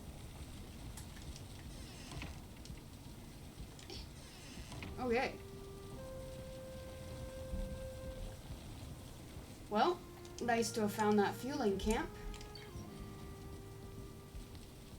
We're getting closer and closer to the Mistlands, which is a good sign for us. How much farther do we have to go, actually? A distance. We actually haven't made it all that far. It's because I keep stopping to do things, though. I feel like if we were just running straight through, we'd be further along. What part of the joy of traveling long distance is gathering all of the fun stuff, right? At least to me. I like gathering. My sword is almost gone. Jeez. You see how low it is? Yep. Eek. Okay, what else can I... Wait really quick. There's a lot of fighting outside. Okay, that's a lot of goodies. I know I can... Nope, I need that, but put the bones away. This away. That can come with, and that can come with, and the rest of it needs to stay. Where? Who? Where? They're hitting structure.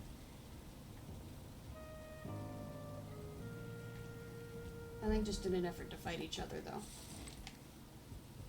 So I will... Ah, that's why it's so dark over here.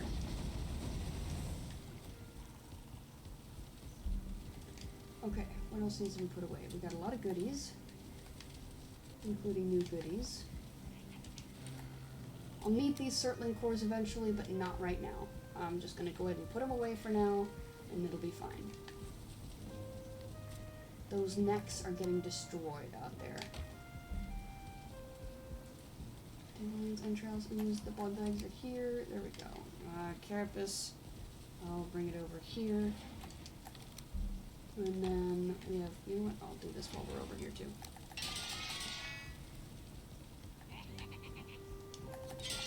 It's like they followed me. Okay. And you go here. And all I should have left are trophies. So I'll take care of them. We might need to do some cleanup around the house. Okay. Yeah, the fuelings are wreaking havoc out there and nothing is checking them. They're getting real freaked out. So they're near here.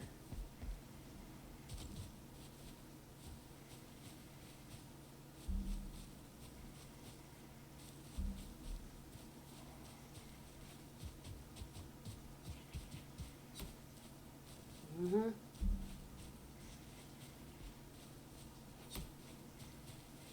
There you are. Hey, you're freaking my fellas out. Quit it.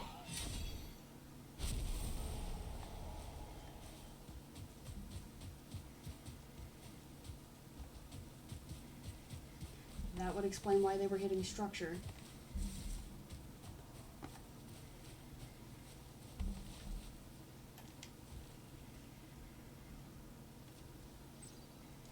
Okay, cool. So the problem has been dealt with.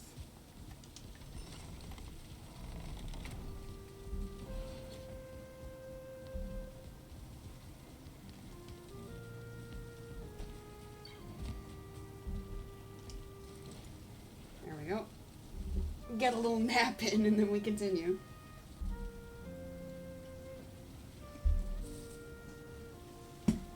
This was kind of a fun, unintentional journey that we've started. Oh man. Sailing over there is going to take some effort though.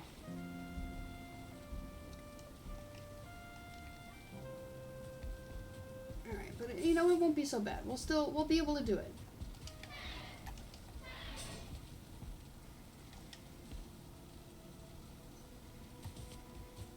You think you can escape from me? There we go. It was just a grayling. I thought he was a Grey Dwarf for a second.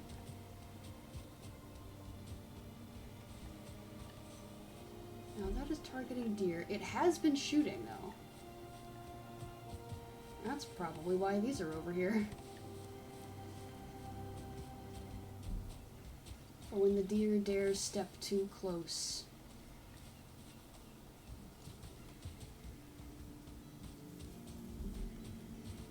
I wonder if it misses a lot, though. What was the... Huh? There were entrails there. That was a Draugr. You know what? I guess they do show up. You just don't see the Draugr very often. More times than not, we see the Fulings. But yeah, I guess it makes sense.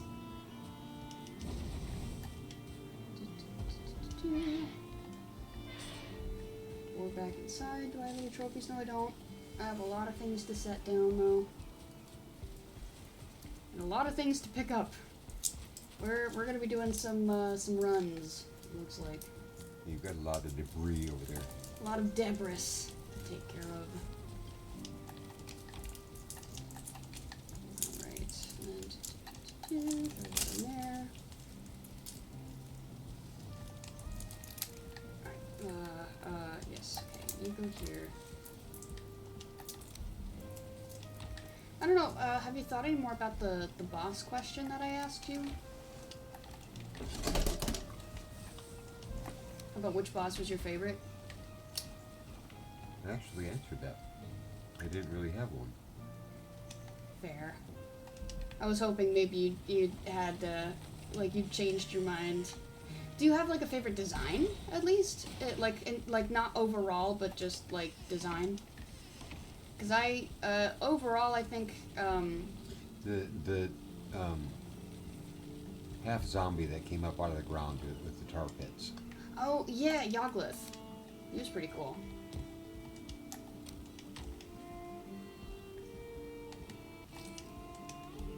There we go. I think the easiest fight was Bone Mass. Because Eikthyr, I had to get over my fear of fighting a boss by myself. And of course, I really struggled with the Elder.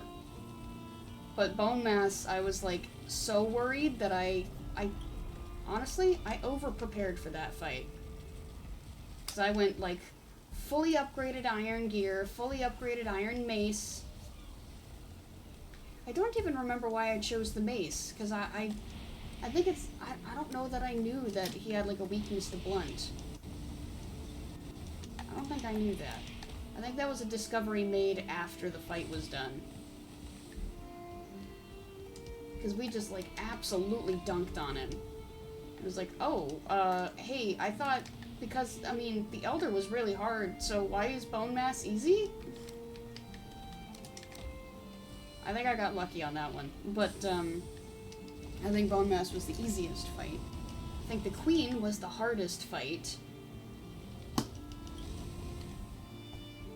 And then, can I be honest with you? Fodder was a little underwhelming when it came to design. I mean, he looks pretty cool, but, like, he was just a walk-in fella. He was just kind of walking around. So I was like, you know, I mean, he's here, he's chilling, but, like, I don't know. I feel like he could have looked cooler. Not that I have any specific ideas in mind for how he could have looked, just that it was like, I mean, he's an undead skeletal dragon that walks around and casts magic and breathes fire.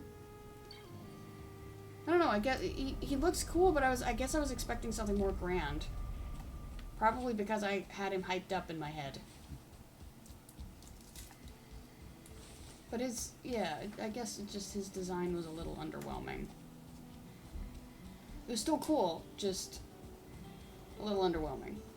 But I'll probably get over that. Okay, so that's all of the stuff over here. We do have a berry spot right here that I didn't even mark. I was a little busy. So I can mark that. Yeah, like I said, princess is not princess. Why am I thinking princess? Because it's pineapple. It's not super close, but they're both longer P words. Okay, if you'll let me... Thank you. I know they're itching for a fight, but I wasn't ready yet. I actually captured that guy. Alright, what other things can we pick up? Because there's a lot to just pick up before we can even start the demolition. You know, I wonder how much cash we picked up off of these guys. That'll be nice. Just a sick $50, you know? Probably more than that, with how many were here. Whole battlefield's worth of fueling remains. Realistically, it would kind of be gross to be here. Because in real life, bodies don't just poof away. They tend to hang out. Jeez, imagine that kind of cleanup. I think I'd be less inclined to fight if I had to clean up bodies. Actually, I was watching a video on that today. Oh yeah? Mm-hmm. Do tell. During World War II, they had special divisions that all that they did was they go to the battle sites and they would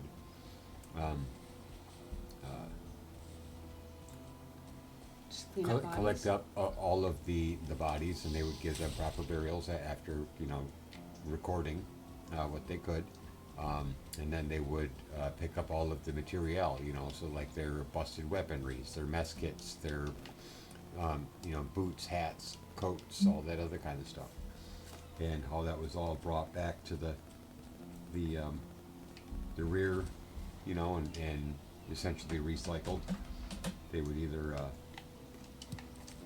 clean it and restock it and reissue it, or if it was damaged, you know, they'd recycle the raw materials,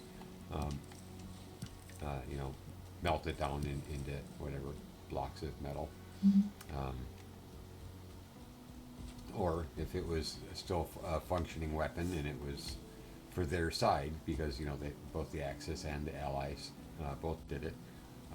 If it was their own stuff, then they could reissue it, and if it was for the other side, then they would like put it in storage, and then as the war progressed, you know, they would take the stuff that was in storage and they would issue that to their allies, you know, like either as gifts or to help with their own fighting. Suppose someone had to go out and do all that. Yeah. So I heard a weird sound to my left. I wasn't sure what that was.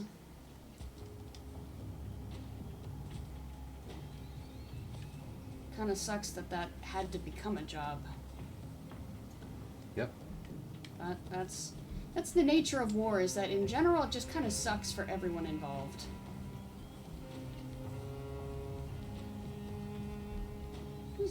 Yeah.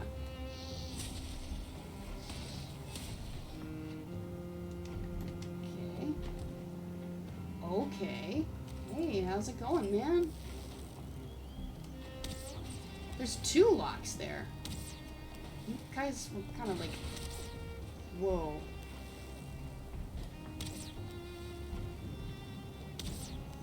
I'm just gonna keep doing this. I don't know about you, man.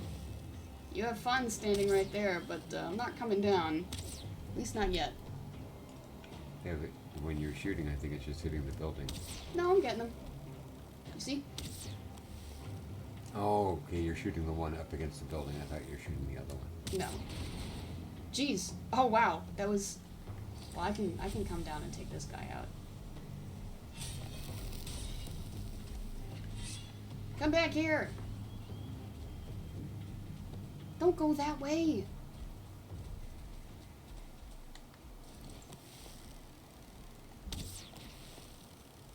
Dude! No! Don't go over there! I don't want to chase you into the mistlands. Stop! Turn around and fight me!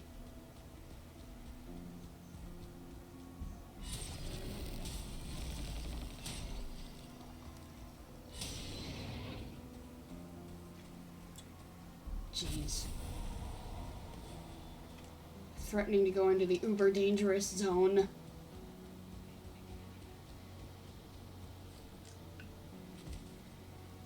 It was death or death. I don't think the bugs were gonna help you, buddy.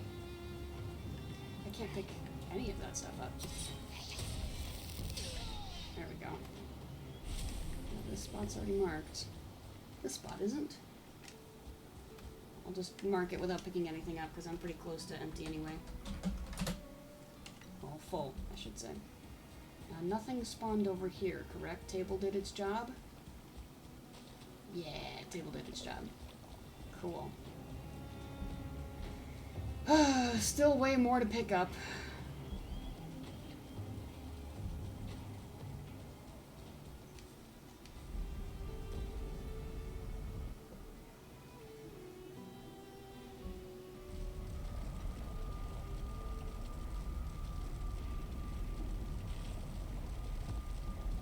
Alright, so we do one big dump, except for this actually. This can come with me. We can go ahead and start processing it. That needs to go too. You know, I was talking with, I've been playing more Valheim on my cousin's world, since he has his own. We're trying to get to the Elder right now, and one of the major actually hurdles that we're facing is finding dungeons so that we can get Surtling cores so we can make kilns. I've got to say, there's a level of luxury here that I've got. I mean, there's a lot of like functional things I have to do, but having 3 kilns, all working wood, turning it into charcoal so that I can just kind of smelt whenever I want, I realize how nice it was to have that stuff, or I guess I should say I forgot how nice it was to have that stuff. And now that we're operating in a world that does not have it, I miss it. It's like, you know what? It didn't always used to be like this. I didn't used to have the best gear. I didn't used to have all the fun tools and tables and items that I had. It took me a while to get here, and it's gonna take a while to build that up here. So that was a nice reminder of, hey, by the way, things weren't always sunshine and rainbows. You had to work for a lot of this stuff. Oh yeah, there's stuff at the top. I forgot about it. Even just like... I'll be thankful once we get that kiln up and running. Because we've already got a couple dungeons that we need to go to, like that we found already. It's just, we need to go in there and do it. Just haven't yet, because we've been busy. Oh!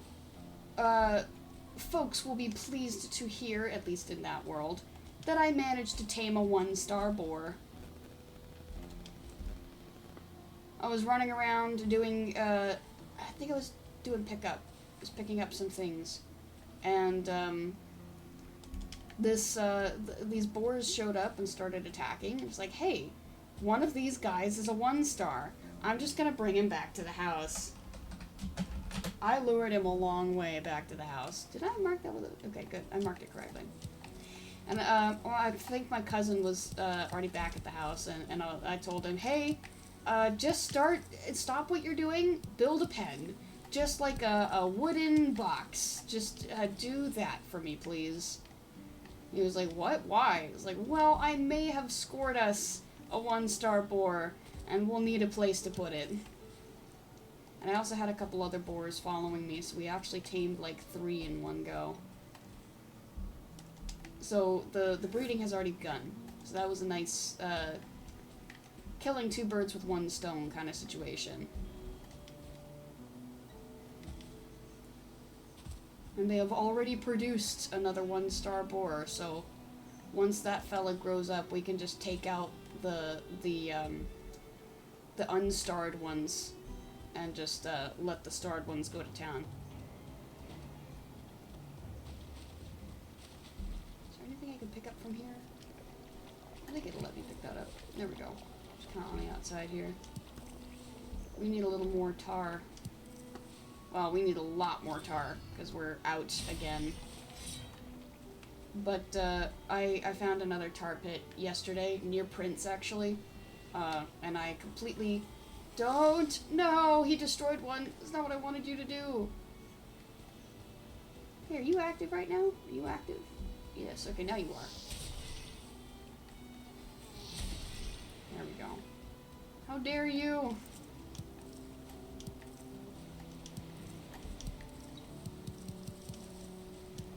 was kind of funny. We also, for some reason, more starred enemies have been showing up in that world than, like, close to spawn than have ever shown up in my world. We got a 2-star Grey Dwarf Brute. That was scary. We had to, like, there were some rocks nearby, and so we had to hide out on the rocks and snipe at him, and then occasionally chase him around when he'd get too far away, and then jump back up on the rocks. Oh, he was an intimidating dude. It's like, oh, mark my words. One day, it won't be so bad to fight them, and we will take our revenge. Let's go ahead and start doing this. It's the easier way to do it.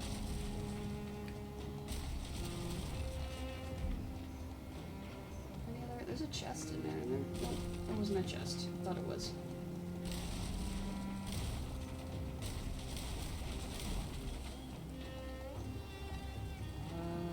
Inch over here real quick. There we go. Nice. Okay. It's gonna be too far away in it. No, I got it. Good. Actually, we have some more stuff over there that I'm missing. So let me pick up what I can, which is really nothing. And I'll need to go straight over there and straight back, because it's like almost a full stack of black metal. Hey, we can start, we could do more chests. Start clearing up that miscellaneous box. Talk about making more chests? Yeah. Alright, those are in there. Is there something that needs to, like, come out? I guess I could bring this with me to be destroyed. Yeah. None of it. Well, that can come out, because that doesn't need to be in there anymore. Okay, yeah, because we've got a full box now. There we go. I almost forgot again.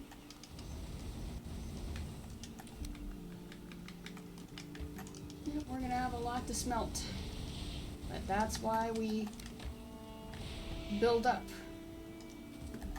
Okay. So I'll get these going. You know, I had a dream this morning that, that a raid from the next boss showed up. I was like, what? But I don't think any of the enemies have been established. What do you mean we're getting a Deep North raid? And I don't remember what the mob was called. It was like, it's like the glibs or something. And I'm like, glibs? What are glibs?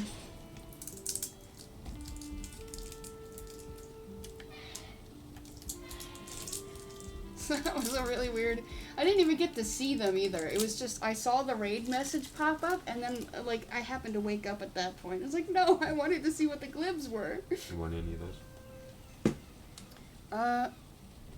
The green is apple, right? No. What is it? Lime. Oh, sure, we'll try that. It's lime. So you already grabbed the fruit punch. You already did the golden pineapple. You want a mango? Sure. Okay. Been getting into mango lately. Leaving smelters unattended is a fire hazard. Whole house burned down. All your glibs get burned up. That's the special thing about Valheim, is you get to break certain rules. Also, hi Nerevar, how you doing? And you get to be glib about it. You get to be glib about it. You can be glib about so many things. Would it be a good idea to just move this door from there to here, or just put in a different set of doors so that I can walk in here? They do a different set of doors. Yeah. Alright, well, we'll put that on the list of things that need to be done, but I've got a bunch of things laying around that need to be picked up before they despawn. So that comes first. How are y'all? We're doing pretty well. I feel like, we're coming off of a great victory. We defeated the Ashland boss, which is, for the moment, the final boss of the game. That was on Friday. I don't think I've uploaded a Friday VOD. I need to do that. But yeah, doing pretty well. I created a goal for myself, that I wasn't intending to make initially. There's a sparkly over there that I need to get. So, my cousin suggested finding a really high up place on the map, setting up a catapult, flinging myself from it to see how far I would go. And the answer is pretty dang far. Mm-hmm. So I started from gear. I started from actually kind of closer to here. And I flung myself all the way. We went flying for a long while. Over here. This is where I landed, marked with help. And then I landed there, and then I figured that I could sail over here, so I swam over here, and I ended up dying there. I kind of wish I'd left it on the land now that I'm walking it, but I figured what I could do, I could explore, because I need to do that. There's a lot of this world that has not been explored yet, so there's plenty to do while we wait for the next update. Is I will explore and just, like, travel on foot all the way over here, unless I have to sail that, in which case I'll sail it. But I figured, hey, you know, it'd be a good goal to work towards, because one of my feather capes is over there. And I really like my feather capes. I'm wearing one right now. I only have two, so the first one I've got here, and the second is, ouch, one that I need to get back. So that's the main impetus for today. For my exploration, the impetus for my exploration, is that I need to get that back. Hey, excuse you. I was doing something. Oh, I'm already loaded up? Oh, because of the... Yeah, okay. Excuse you. Same to you. So we're walking around in end-game gear, essentially, but it gets real dangerous at night, even with this gear, so I feel like I'm justified in that. I also don't have the best foods equipped. I'm kind of doing... It's what I call chore food. So it does not provide me the highest amount of health or, you know, the highest amount of stamina. So that's also kind of tempering me a little bit. Alright. Come here, you. No, take your time. You know, don't rush on my account. There we go. But along the way, I've been gathering a lot of resources. Very cousinly thing to suggest. Yeah, he's got his own world that I've been helping him with. But he's been to this world before, been to my base, just to kind of, like, goof around and do whatever. So he knows about the catapults, even though technically he shouldn't yet.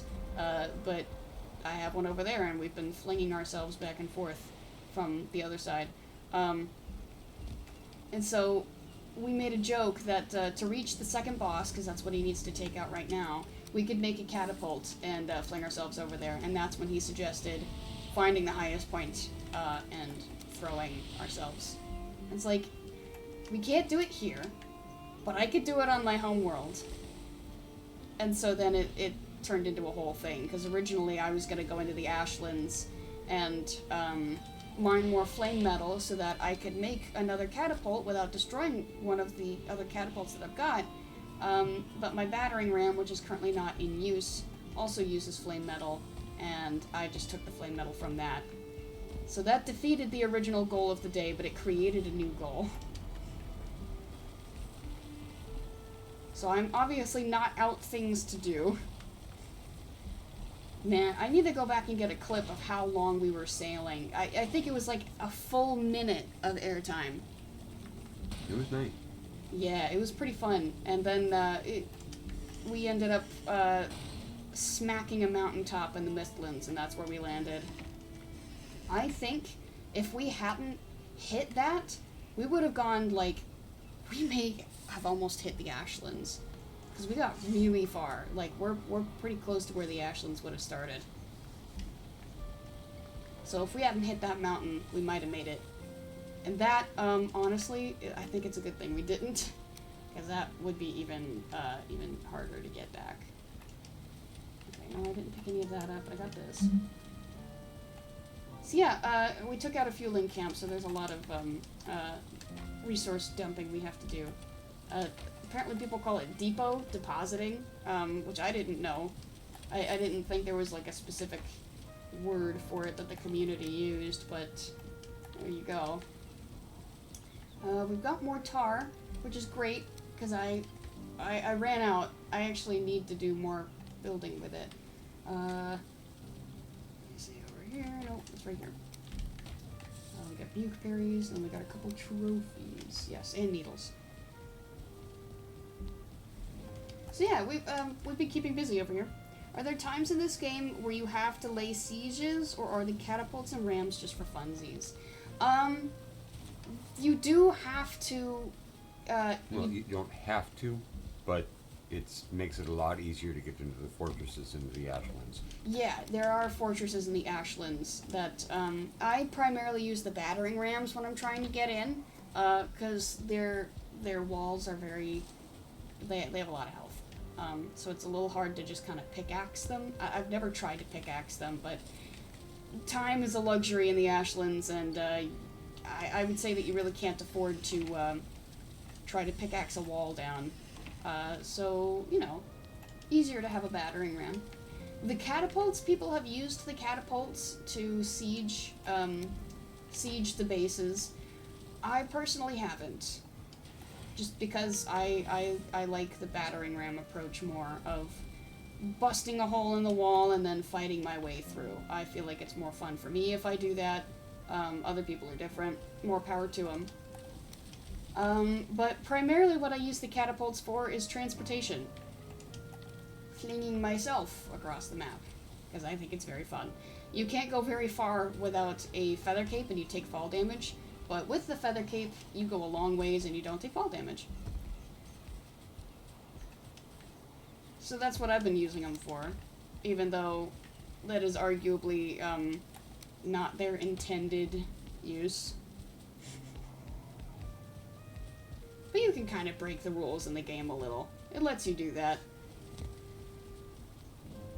If you just so happen to be standing on the catapult, like, I don't know what it's called. The receptacle where you put the ammunition to fling. Basket. The basket, thank you. If you just so happen to be standing in the basket when the catapult goes off, I mean... Would the game be accurate if it just didn't fling you? You know? You know what I'm saying?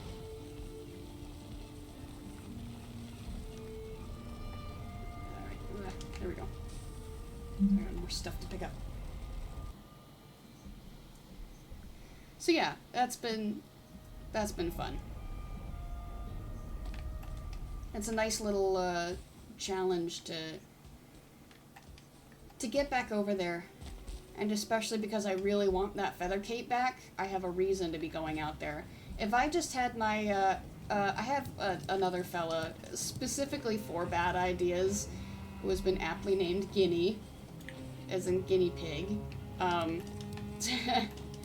That I use, like I said, specifically for bad ideas so that I don't, like, lower the skills of this character or lose any of my, like, I guess a large amount of my nice stuff, because the feather cape is a nice kind of late game item. So I sent them on the flinging, and now this character has to go get that stuff back. I've seen people make, like, stories in Valheim as well, where it's like they're trying to play a certain, like, character. They're like, oh, you know, this is Sigrid, and, you know, she used to do this for her family and you know, her group. And of course, when she goes to Valheim, you know, she has to do all this, and like, people just create their own little worlds here, and I think it's super cool. There's some, at least on Tumblr, there's a lot of cool art that you can find. I haven't tried to do anything like that, but I think the explanation for Guinea would be very funny. Just like, because in Valheim, you die, but you come back. So there's no, I guess, permanent death unless the character decides to just stop coming back. Which, I mean, meta-wise, that's up to the player, if they want to come back or not, right? It's not like you will just, like, randomly lose your character one day. That's not how it works. So I feel like if I needed a story explanation for why Guinea does what she does, it would be taking advantage of the fact that death is not permanent. And just really stressing out her friends doing that. It's like, I'm doing all the... It's like... it's that internet meme of letting the impulsive thoughts win. intrusive thoughts, they say, but it's really more just impulsive thoughts. So it's like, hey, I might have built a catapult on top of Gear Mountain, and I might have flung myself off of it, and I might have lost a feather cape doing it. It's like, fine. I mean, we can't just leave it over there. We have to go get it back. It'd be kind of funny. I'm sure that's fine. Just don't land on your head. Oh, yeah. Yeah. Well, even with the feather cape, even if you land on your head, it's fine. But, like, don't do it when you don't have a cape. RP is always fun, but I struggle to escape the idea of, well, my guy would min-max to kick more ass. Yeah. I like to be, the most prepared that I can be for certain things, like, especially boss fights. So I feel like that would bleed into my character. And it's like, well, my character wouldn't exactly know what's coming. Well, do I know what's coming? If I were here, I'd want to be prepared. For me, when I'm trying to make characters, it's difficult when my goals and the character's goals would not align. Where it's like, well, if I was here, I'd do this. But that's not how this character thinks. What would they do then? Well, they would do this, and it would take a lot longer to get it done. Oh, but do I wanna spend all that time doing it? Well, yeah, because it's the character would do it this way. That's where I struggle.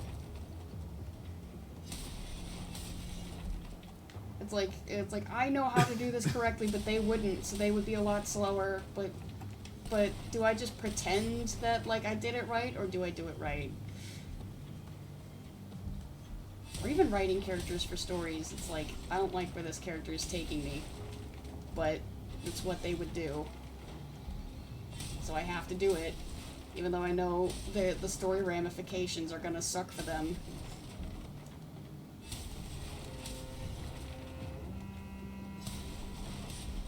There we go.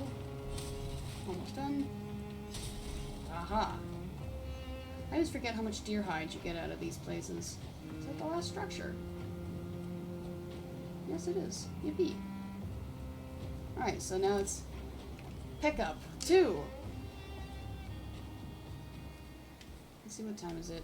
I don't think we're going to spend the rest of stream picking things up, but we are going to spend a little while here. Actually, do we want to do the tar pit as well? It's right there.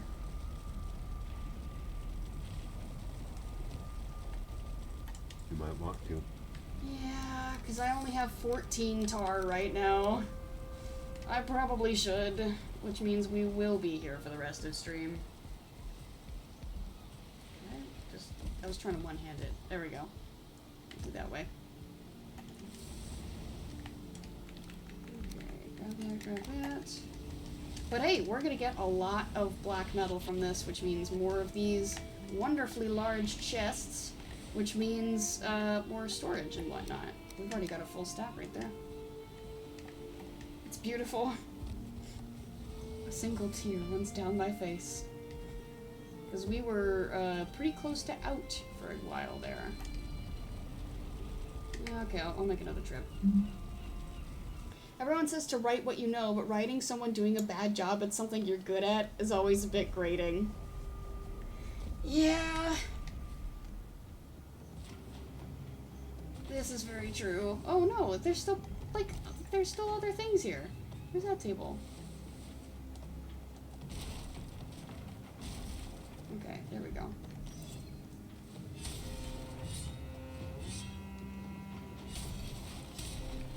There we go. Yeah, what's also difficult is writing what you don't know. Like certain characters that have, are supposed to have different life experiences from you, different professions. That's when you have to do a lot of research.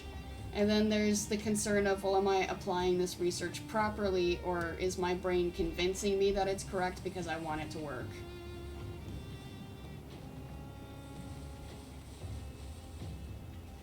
You gotta fight yourself sometimes. Alright, there we go. I think, yeah, we gotta make another trip.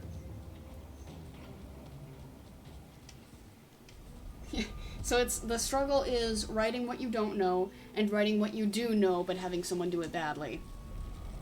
And there are struggles for two different reasons. Okay, so now let's put those in there, and then we've got more black metal to put away. Run 99! Yay, we're almost back up to full strength on that. Okay, put that there, grab that. I like to think I've got a pretty good system in place here. I was just talking about, well, were you there for that? I was talking about there are certain luxuries that I've got here that I don't have in my cousin's world. Catapults being one of them, but the kilns being another. We don't have a kiln, so the only way we can get coal to smelt metal is by burning meat. And, you know, that's a pretty important resource. So we've got to find more Surtling cores to make a kiln. Oh no! I didn't want you to spawn here!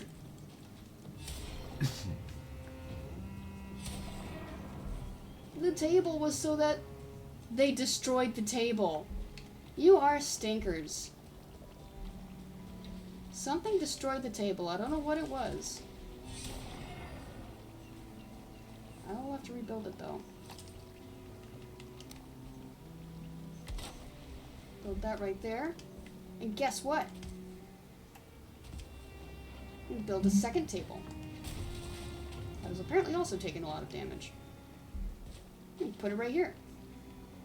So it'll stop spawning the growths. Because they are, even at the end of the game, annoying to fight. There we go. Is a kiln a high-level thing? No, it's not, but it is a little hard to get in the beginning of the game because it requires so many Surtling cores, which you can only find in dungeons, and unfortunately, dungeons are not required to have them. So sometimes you'll go into a dungeon and you will find 0 Surtling cores, which actually happened to us the first time we found a dungeon. So it's kind of slowed us down a little bit. Plus, the smelters also require Surtling cores. So we had to make a choice. And because we had an alternative way to get coal, we decided on doing the smelters first.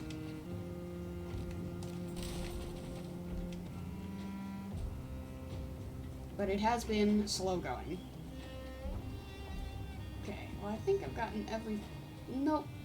Immediately proved myself wrong right there. Okay. Now is that it? Yes, it would appear so. I left the fire symbol up here, so let me double check and make sure I got everything. Yes, there are no sparklies, so I did get everything. They took you toys away. They did take my toys away. They took my anti-spawning toys away. So hopefully, with 2 of them there, that will be even more of a deterrent for spawning. Okay. So now, okay, I think this needs to go outside. This will need to go outside soon, and that needs to go outside. But I think the rest of this comes indoors. Yes, okay. Admitting I have not played this, but kiln versus smelter is not a difference I'm familiar with. Kiln, you use, you put wood in there to make charcoal, and a smelter, you put coal and unrefined metal in there to make refined metal, so that you can actually use it for build projects.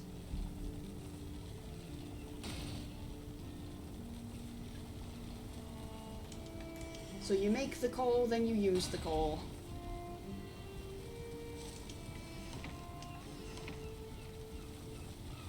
And then, later on in the game, really around the halfway point, you get something called a blast furnace, which is required to smelt higher level metals. So another layer of to it. Because I believe the blast furnace requires different materials. Where is even the first furnace? Where am I looking? Where are you? Okay, yeah, here we go. That's a smelter, 5 Certling cores. Blast furnace is 5 more Certling cores, but you need iron fine wood as well. And then where's the little fella? There you are. Charcoal kiln, 5 Certling cores. So for all of them, you need 15 for 1 each. So it gets a little spendy on the Certling cores.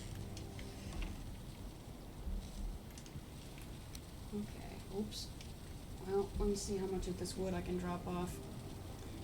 They are both large heat source. It's just a use case. Yes. That is exactly it. Do see the different uses. I see why you would prioritize. Yeah. And it's, like I said, early game, it gets real spendy with the cores. And then you can also make portals in the game, which is great. Unfortunately, those also require Certling cores, which you need a lot of for other things. So you end up having to, you have to make some choices early game of what you want to have first. You want to be able to go places quicker, or do you want to be able to smelt metal, or do you want to have a lot of coal around? I suppose what you can do technically is use it for one thing and then take it down, and then use it for another thing and then take it down, and so on and so forth. I guess you could do it that way. You can do it that way. Huh. I didn't even think about that, but you could do it that way. That's what I did today with the...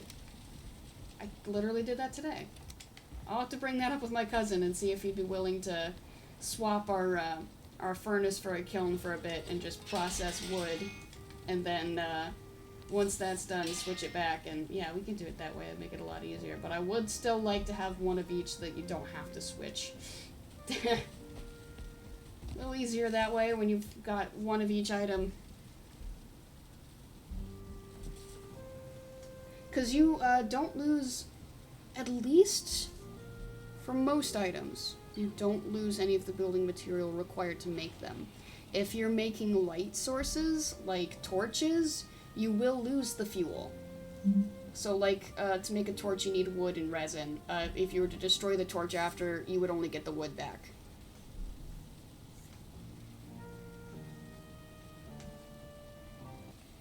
So I believe that's the only case where you lose the item. But it's only... Oh, okay, we're saving. Hold on. Game is on the struggle bus for a second. Wait for it to do its thing.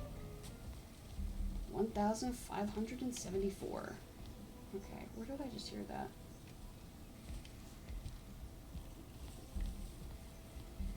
Okay, I'm not seeing any more violence and biting, so that... Oh! Bright blue Grey Dwarf eye. I will not turn that down. Mine now. Surprised we haven't had a raid yet.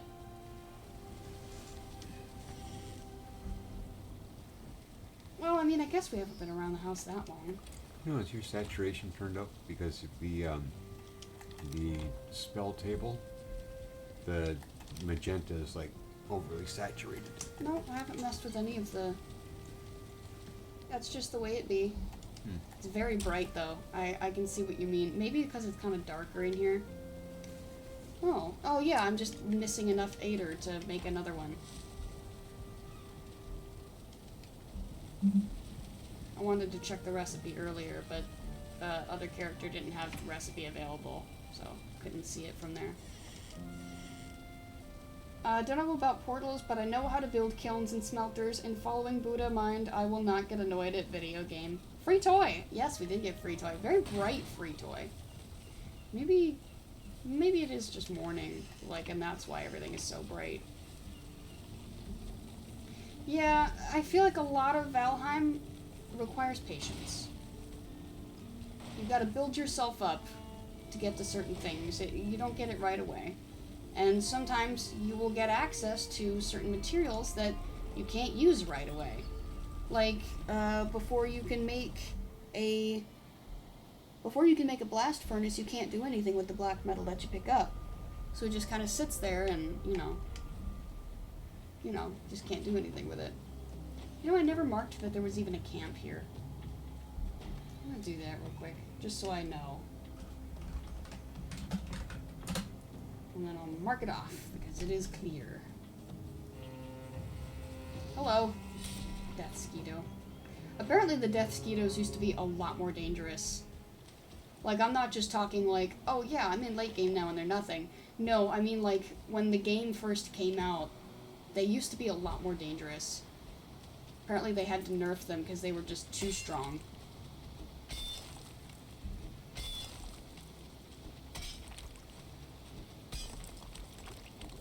Alright. This is something that I didn't learn until much later. Draining tar pits. Because you can do that. Alright. Let me get my stamina back up again.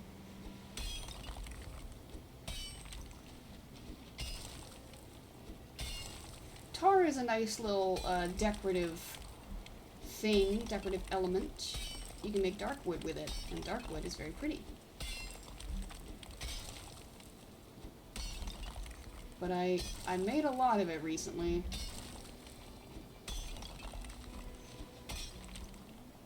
Wait a second. Yep, there we go. Just let it flow for a bit.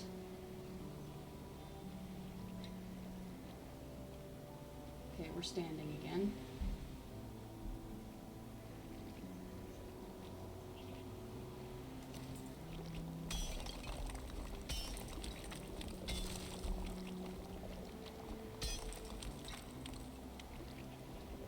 Alright. Get out of here.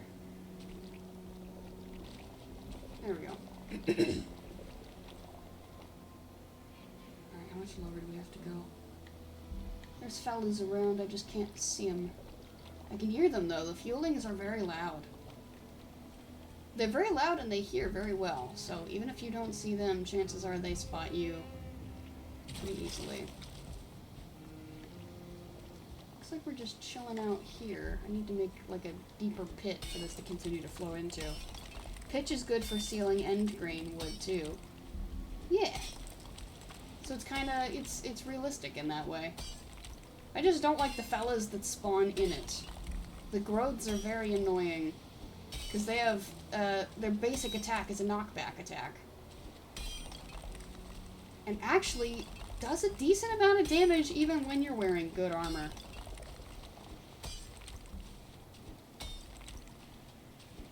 So it's like, how? Why? Is it still flowing? Okay, so does that mean that's getting pretty low then? Good, okay, we can keep going. How much deeper does this need to be? Decent amount.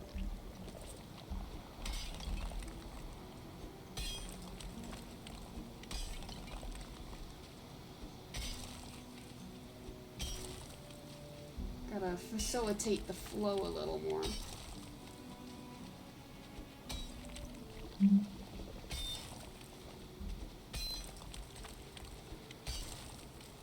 There we go. That's pretty good. Needs to go a little lower though. Not a lot, just a little. That's still pretty deep. Ah, and it's raining now. Rats.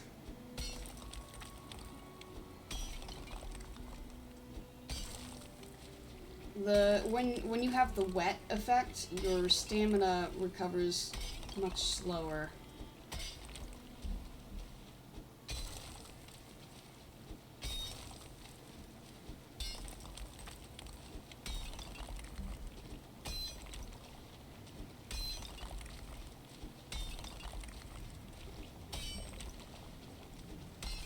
Sorry, I'm listening for the fuelings again. Because they are close by and I don't want them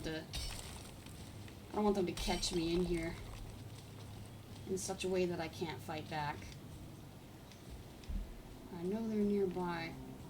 Oh! Huh! Hey guys! There's some Loxin over there. And a needle? Okay. there. If I just make this particular spot deep, at least deeper, will it take away more of the,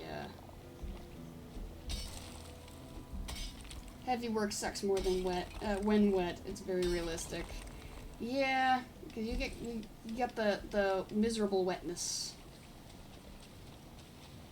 I have tar all over myself. Oh wait, and I've a feather cape too. I've been tarred and feathered. So, is this... Cool, I can pick that up now. We're good. It is drained to the point where I can grab all the goodies. Yippee! Not worried about the rocks though. Just because I can get rocks pretty easy. So, I'm only worried about the tar. And these guys. And these guys. Can I just have a single one come up? You might have activated 2. I can deal with 2, just not 3. Oh, hey man! You've been making a lot of noise over here, so glad to see you.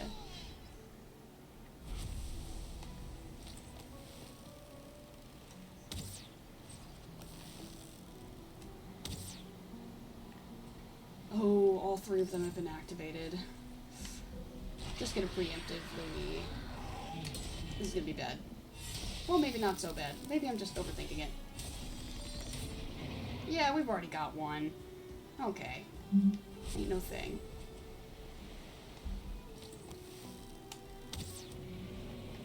Okay, now both of them are active.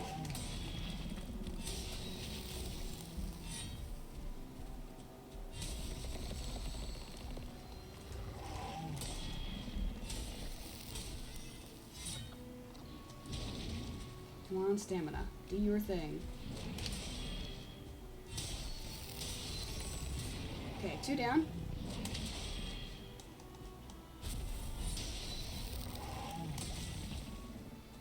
Do it again.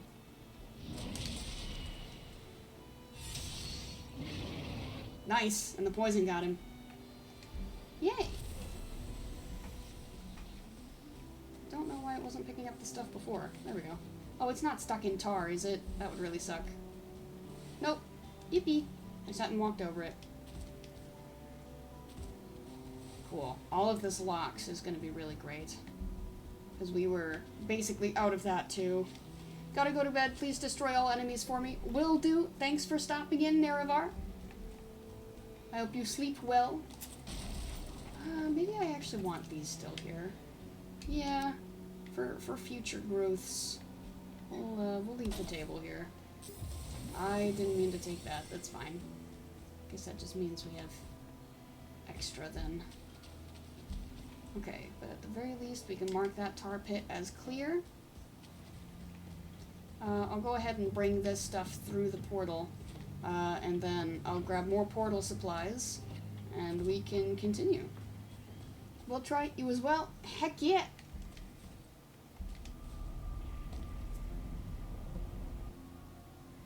Alright.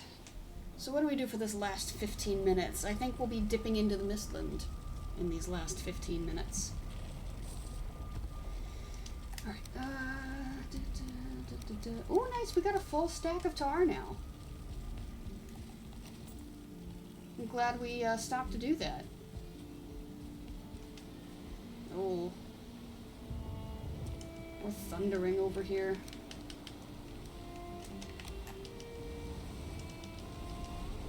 There we go. That up.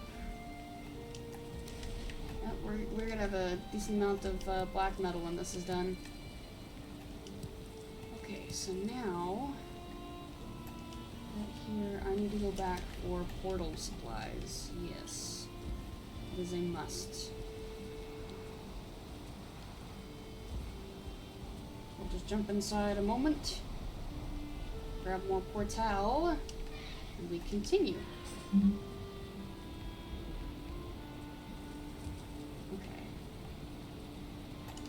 This.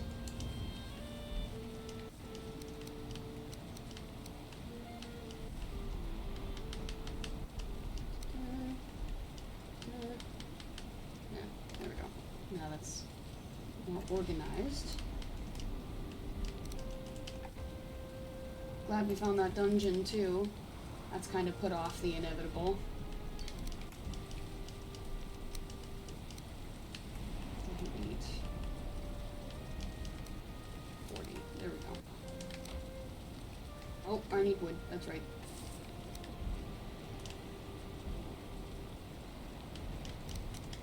There we go.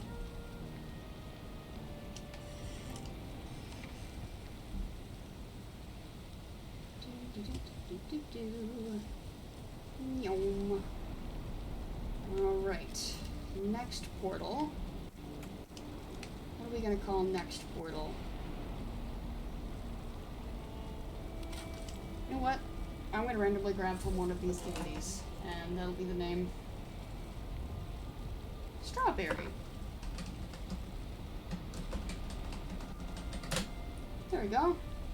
New portal is called Strawberry.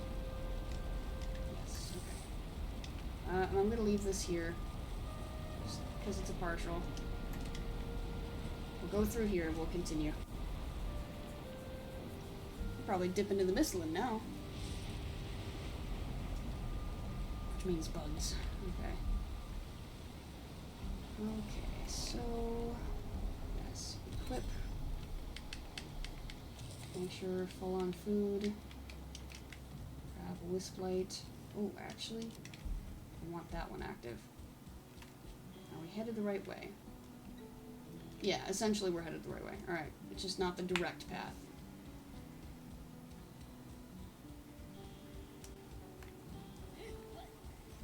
I was hoping you wouldn't notice me. Hey!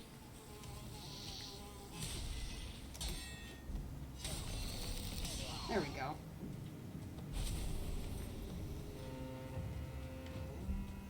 Okay.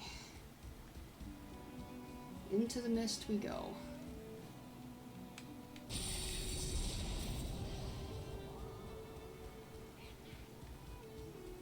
Another one? Oh, he's up there. That's fine. Not feeling it.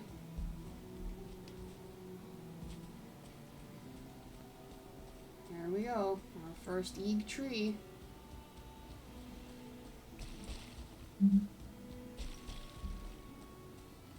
What? I should probably do Ratatosk as well.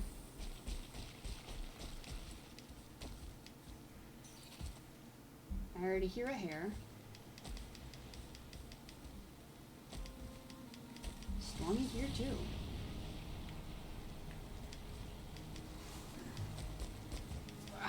There we go. Okay. I don't know what's at the bottom here, so I'm just going to be careful about it. I don't want to land in deep water. Or else we'll be in hot water. Oh, a space that's not covered. Perfect. Oh? Does this go into mountain over here? Why, yes it does. It's the much safer biome of the two. Rats. No!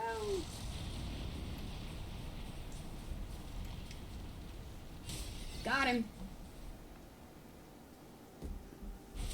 Not rat. Here. Got a Drake up there. Do I even want to fight him? Not really. They're just kind of a nuisance. Alright, well we are over the Mistlands. Yeah, okay. We can just travel the mountain the whole way.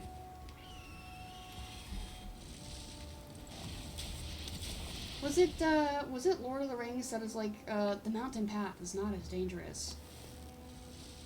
Oh,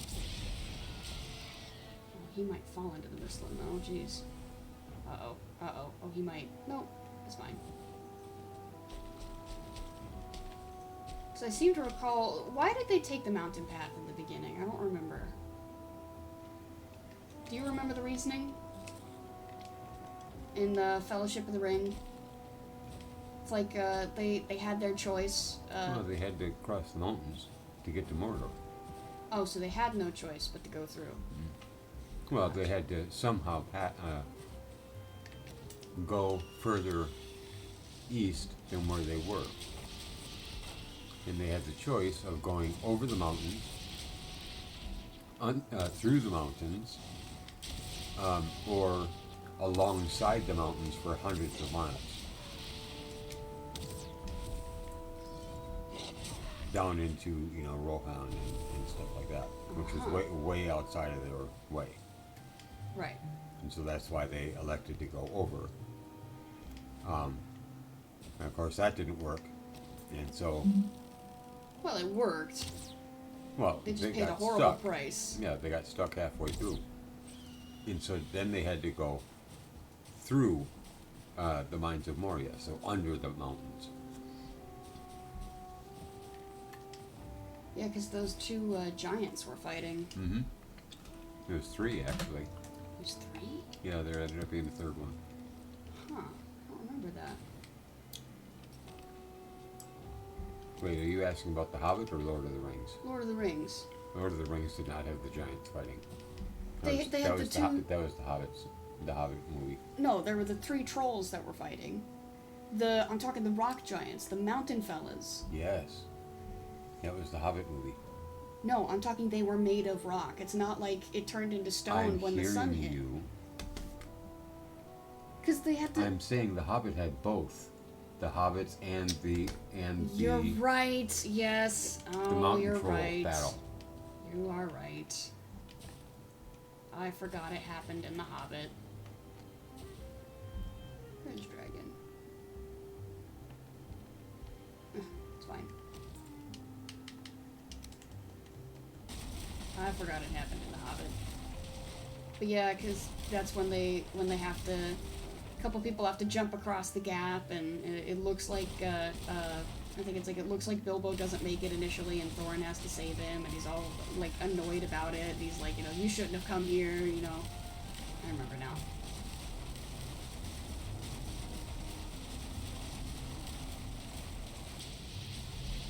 Don't mind me, Drake. I'm otherwise preoccupied. You can keep shooting if you want, but like I'm not gonna address you yet.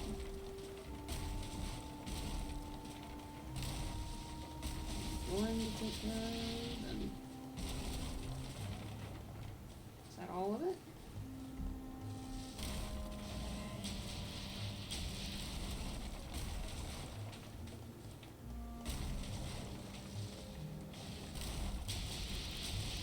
Alright, I think we got it all.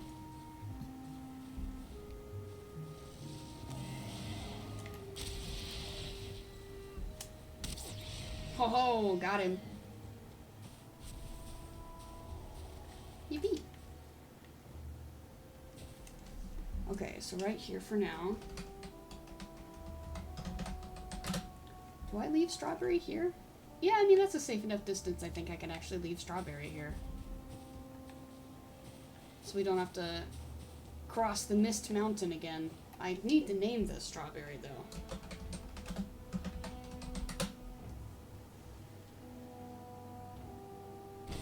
Let's say, at your leisure.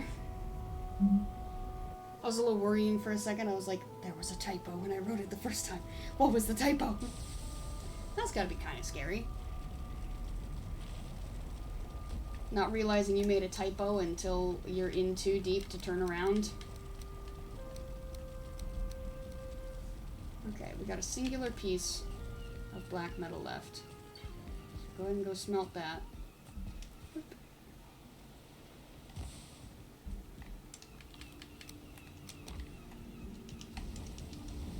At least in the inventory. Obviously, we've got a whole stack left to smelt. Okay, there we go. Let me drop down in here. Do that.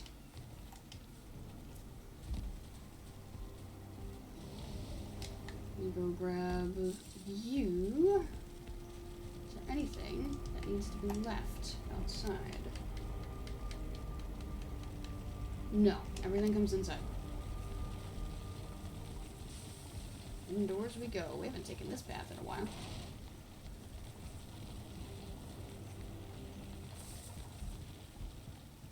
We have wood in here?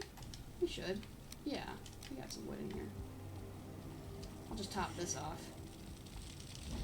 There we go. Look at the other side too, actually. That will allow some violence to erupt between the different enemies. Oh, this one wasn't very low either. Guess, I must have filled these recently then, for them to be okay.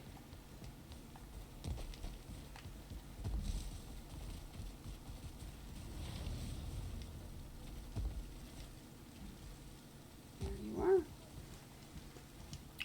Come with me, cart. We move to the safety of indoors.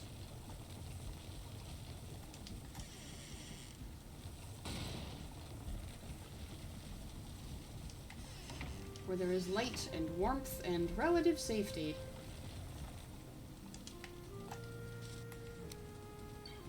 Okay, what if I trade these for now, just because of the side that we are on? Yeah, so we could just take care of it all without having to go back and forth. So we got a lot of locks. We got some hair, which goes here actually. Wolf. Whoops. And then freeze glands are here. I think that's all of the cookables. Okay. What's next? We can deal with the trophies next. Whoops. Maybe not that one. Alright, trophies next. Wow, I've got a lot of eggs to pick up. I'll have to do that. And you, and then... What? Wait a second. Oh, I passed it. You, and then we actually got a locks trophy.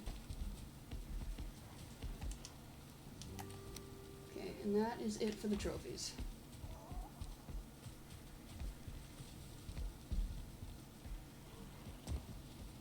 Okay, yes, there's nothing else that needs to go. Yeah, the rest is over here.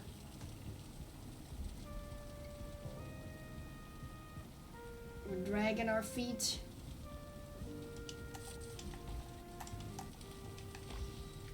It seems we will continue to drag our feet until we can drop off this egg.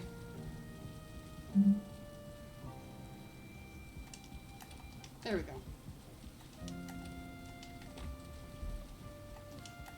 I do wonder what it would be like to hatch them.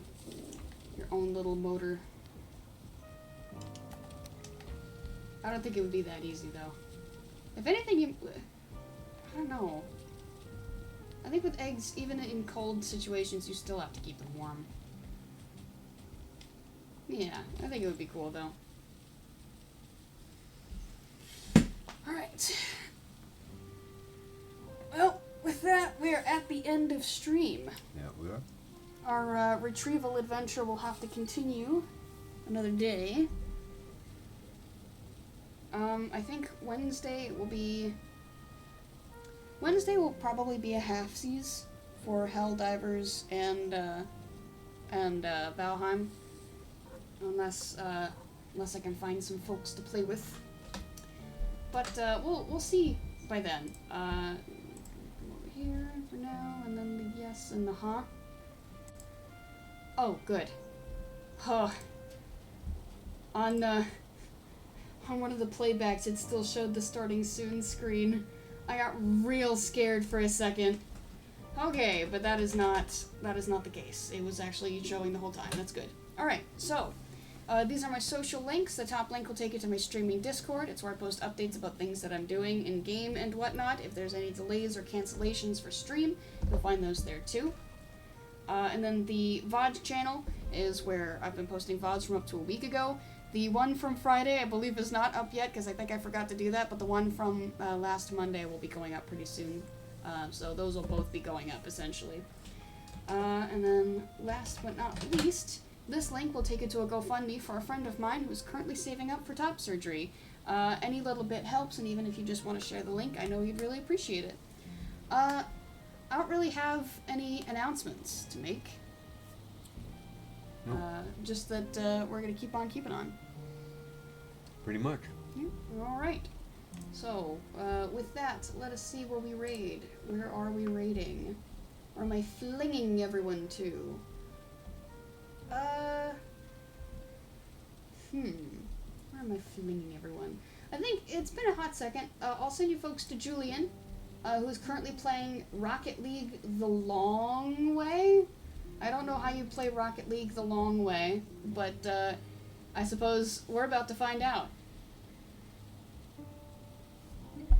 I don't know. Any questions, comments, snide remarks? Nah. Nah? Nah. Just nah. Fair enough. Alright, well, the raid is ready. I hope you all enjoyed tonight's stream, and we will see you folks next time. Bye, everyone. Bye. Whee!